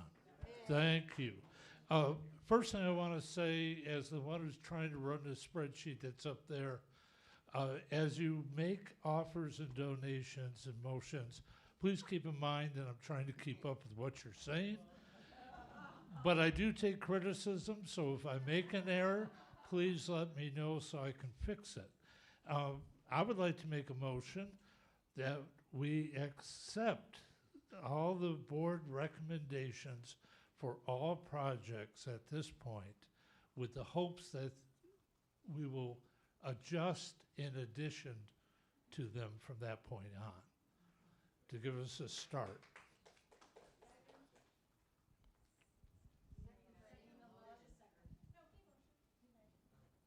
I made the motion. All in favor? Or do we have discussion? Thank you, Liz. Liz is our parliamentarian and also has reminded me several times earlier this week, discussion, motion, second discussion, motion, second discussion. Do we have discussion?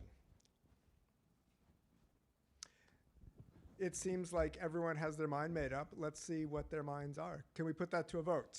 John's motion, Nina seconded it, to accept the board recommendations as a floor for the giving tonight. All in favor? Aye. All opposed? All abstaining? That sounds unanimous. Thank you, everyone, for your generosity.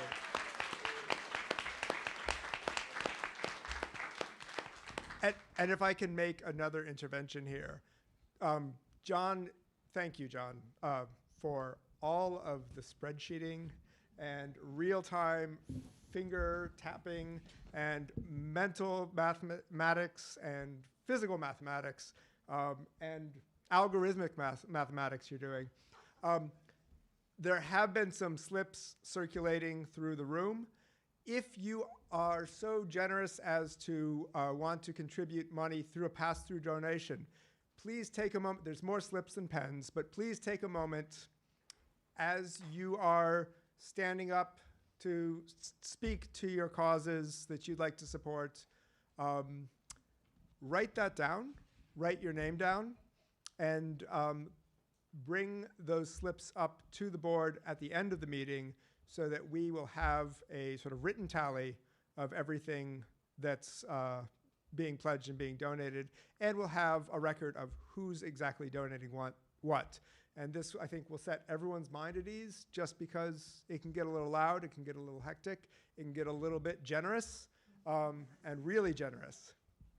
So on that note, in the spirit of Ted and Robert, I would also like to pledge $50 to Power, $50 to OCSI, and $50 to the Land Conservancy.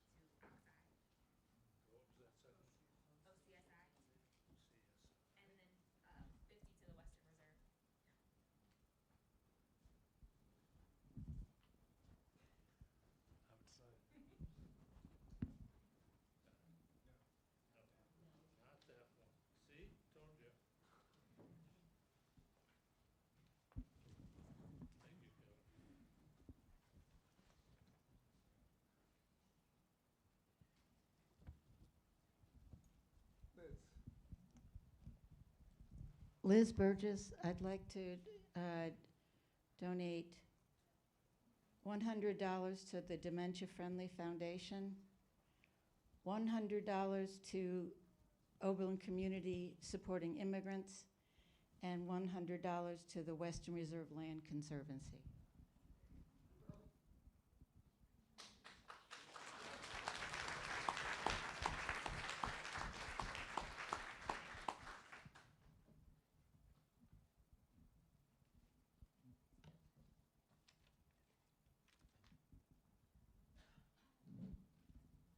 Bethany.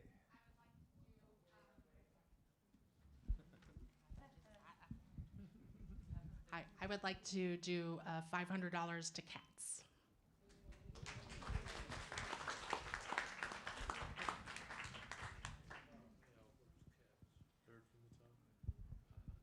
You could do it for both of us. Okay. For Carol Lasser and Gary Kornbluth, $100 for the Oberlin Community Music School, $100 for the Lorain County Imagination Library, and $1,000 for Life, a dementia-friendly foundation.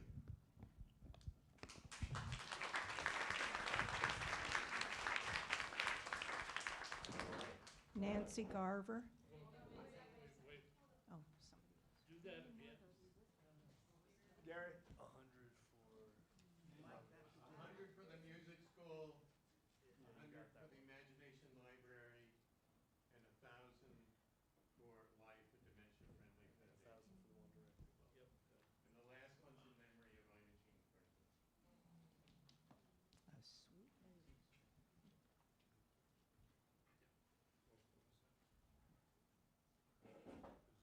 Nancy Garver.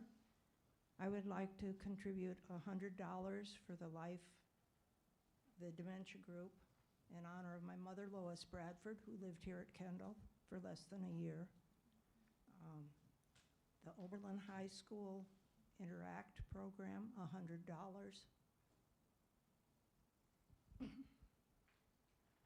Providing Oberlin with power, $100. And the Western Land Conservancy, $100.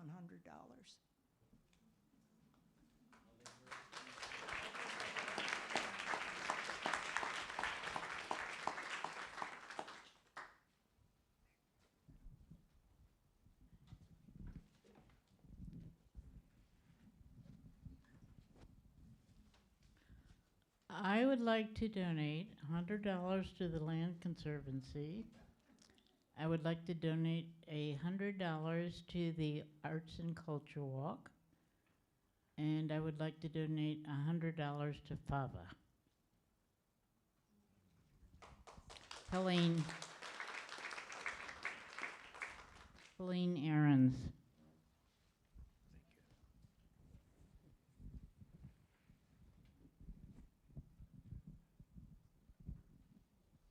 Can I make a weird request on behalf of my neighbor who couldn't be here today? And maybe also on behalf of my neighbor's cat, who wants to donate $90 to cats.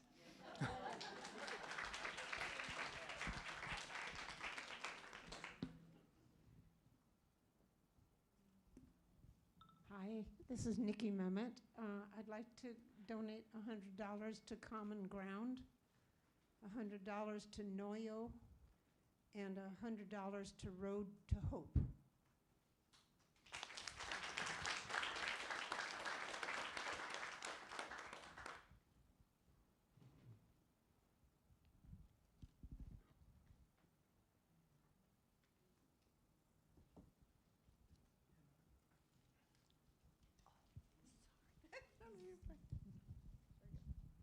Hi, I would like to donate $50 to the Western Reserve Land Conservancy, $50 to Common Ground, $50 to Oberlin Kids, $50 to Road to Hope. Am I going too fast? I just realized. Sorry, John. Should I start over? Oh, go ahead, start over. Start over. Okay, I'm sorry. $50 to the Western Reserve Land Conservancy. $50 to Common Ground, $50 to Oberlin Kids, $50 to Road to Hope, and $50 to the Ruby and Jones.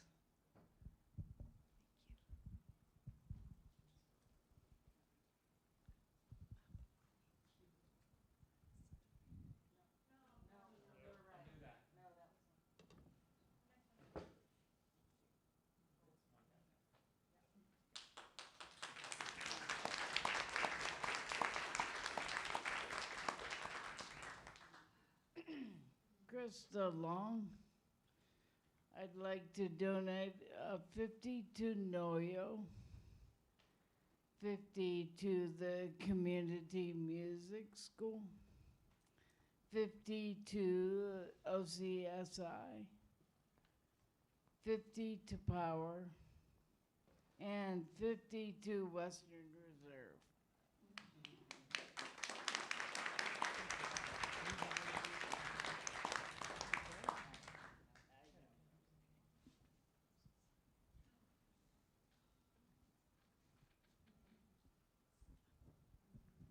Hi, I'd like to donate $250 to Road to Hope and $250 to Mad Factory, please.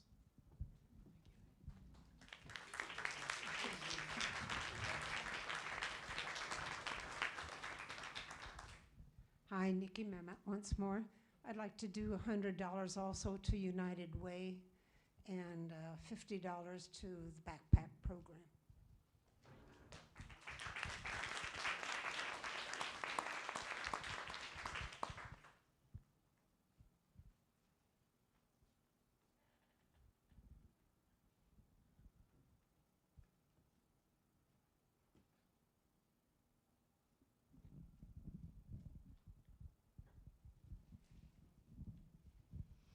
And Longsworth Orr, I'd like to do 200 to OCS and 200 to OCSI.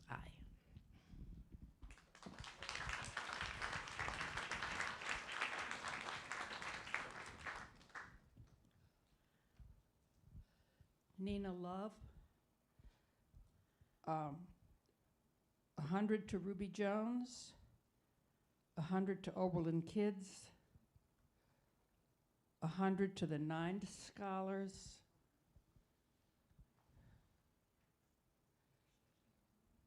that'll do for starters.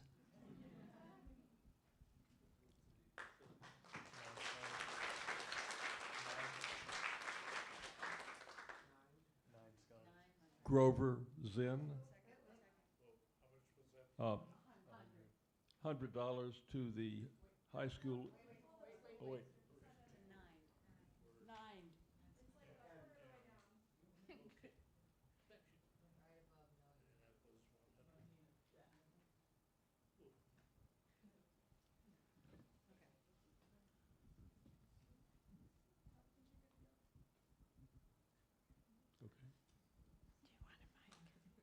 Grover Zinn, $100 to the Lorain County Imagination Library, $100 to Community Supporting Immigrants, and $100 to the High School Interact Club Backpack Program.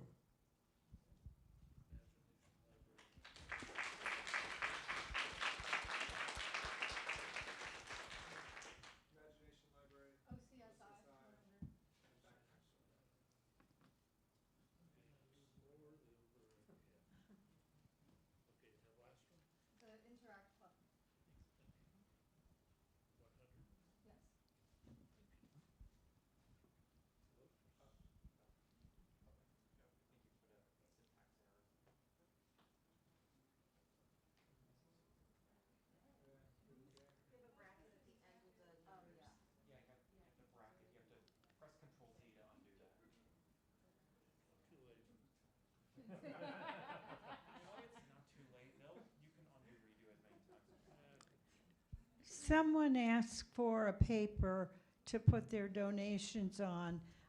Tom Klosterman has them, if you'd like one. Yeah, we've got plenty. So just holler.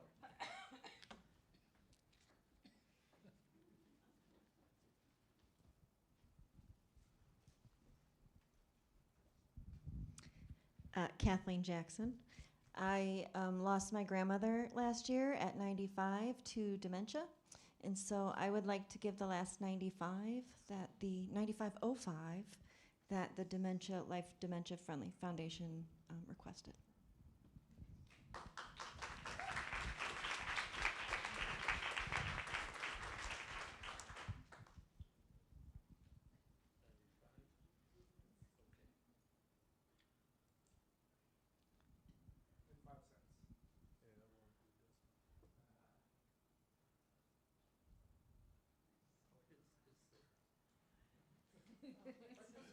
Try typing it and then press the arrow key. Maybe it'll give it. Okay, it's there.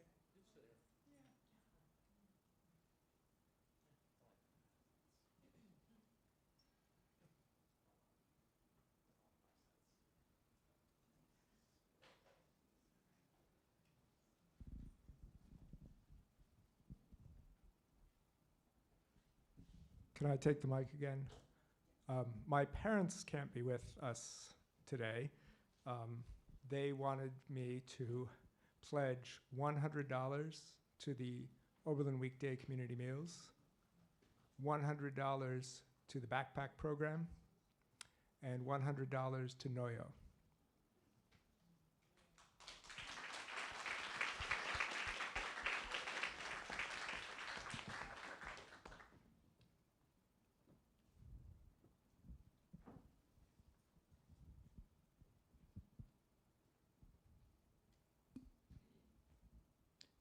Steve and Dinah Volk, $100 to the backpack program.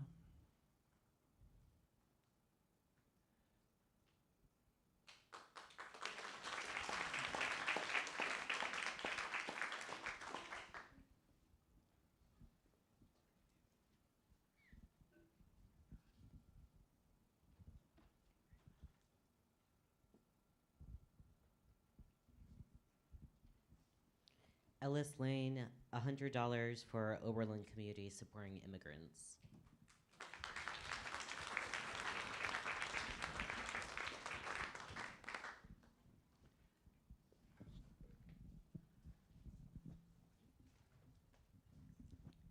Nancy McRae, $100 to Life,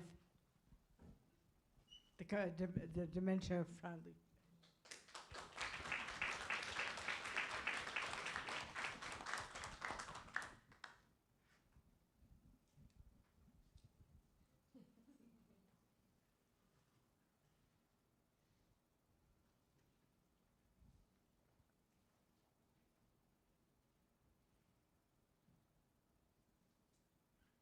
Last year, we're coming up on a record. I think we're coming up on a record. I don't, it's on the, we gave a lot of money last year. We might even be giving more money this year as far as pass-through donations. But it gives us a goal. I personally, not for a cat, not for a neighbor, not for my mom, not for my dad, but for myself, I would like to donate $100 to Oberlin Community Supporting Immigrants, $100 to Oberlin Community Services, and $100 to the United Way of Greater Lorraine County.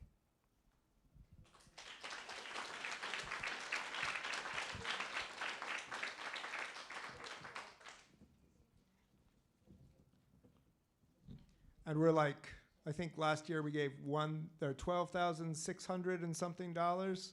So all right, we're close. We're not quite there. Yeah, let's blow the record.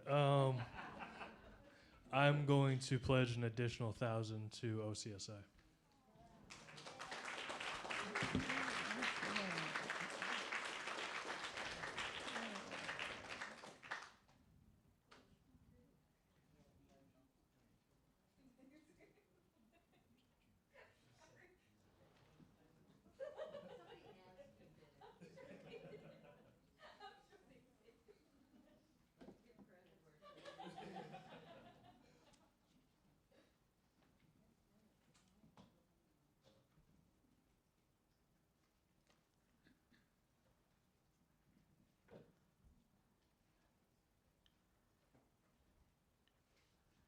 Just because we broke the record doesn't mean we have to stop giving.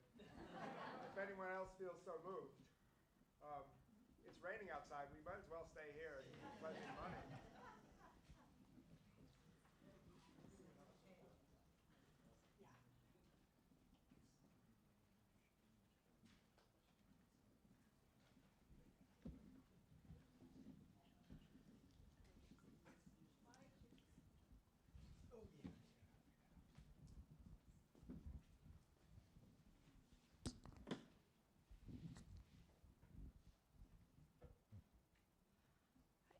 Sarah Johnson, I'd like to give $100 to the Oberlin Community Music School.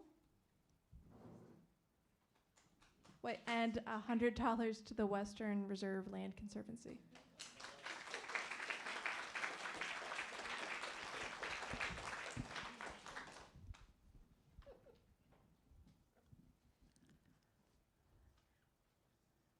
This is my first time to hear the presenters, and I'd like to congratulate them on how well they did.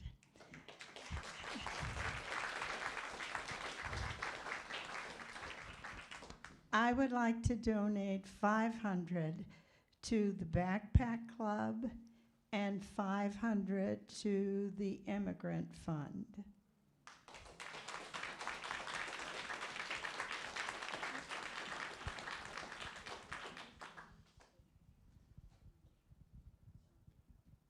I would like to donate $100 to the Backpack Club.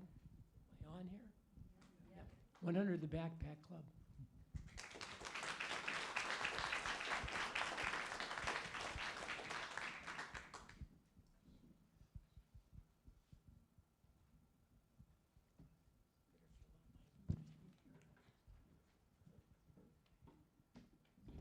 We're $315 away from $15,000. I'm just saying.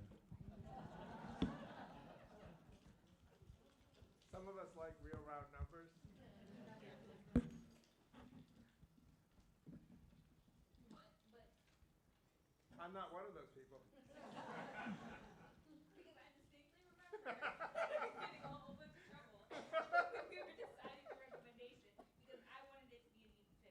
Yeah.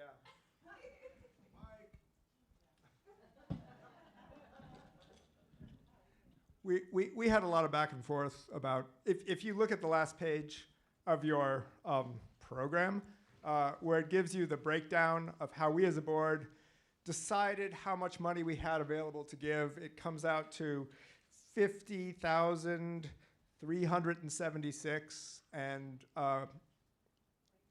over the course of our long discussions and debates and insights and invectives, there was two camps.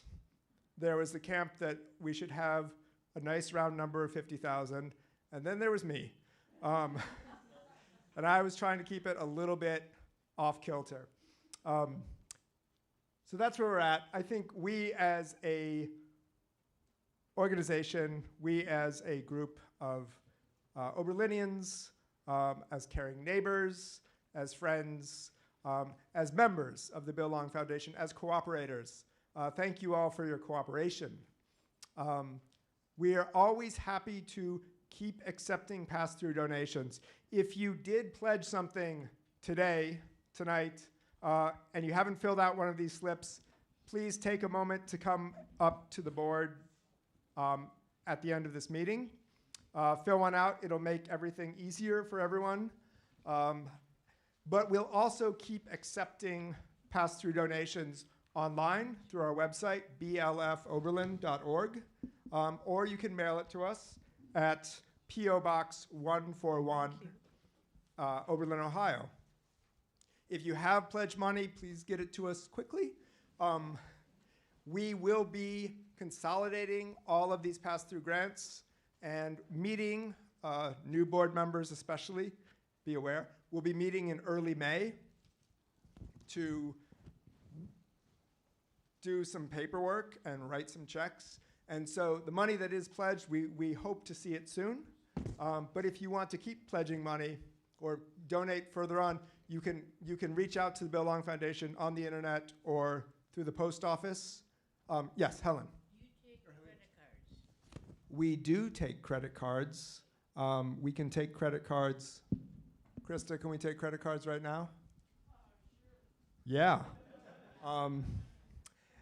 And we can also take online payments through a credit card at blfoberlin.org. Yes, Tom. Is that list on your website? That list will be on our website with all of the numbers in pass-through donations and total amount allocated. That'll be on the website after we get all of the donations and finalize everything. There is the preliminary spreadsheet that's up there with the board recommendations. Yeah, that's on there. That'll be on there, yes.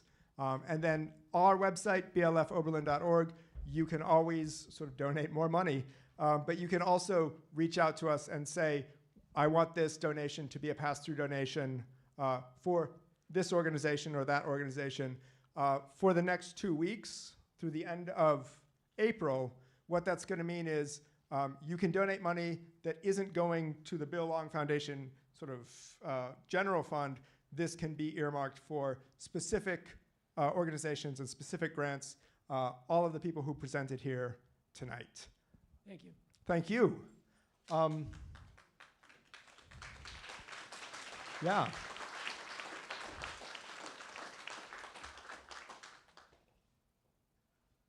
How are we all doing? Tired? Do I have a motion to accept the pass-through donations and the member-approved grants as we see on the board tonight? Wait, Nikki Mehmet? Yes. $50 to Credo from Nikki Mehmet. Thank you. And I will invite Libni. Yeah, you can. That's why we're here. Sorry for taking so long. No. Livni Lopez and Will Parsons would like to donate $100 to the Ruby Jones Community Scholarship Fund and $100 to the Western Reserve Land Conservancy. Thank you.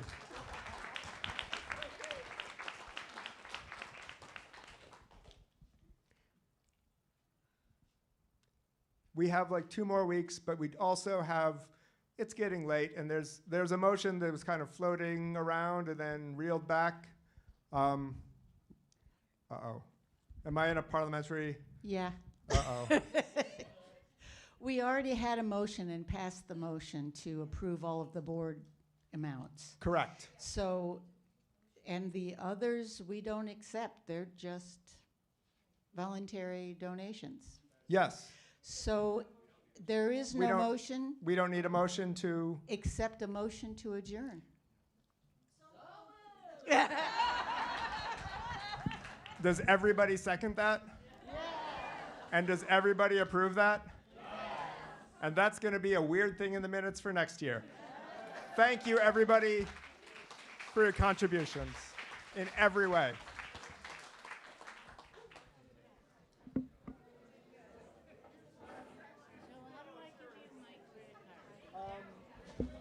We can talk to Krista right now if you want. Or you can pay to... What's that? Okay. I can reach out to you, or you can pay through the website also. Yeah, we can take...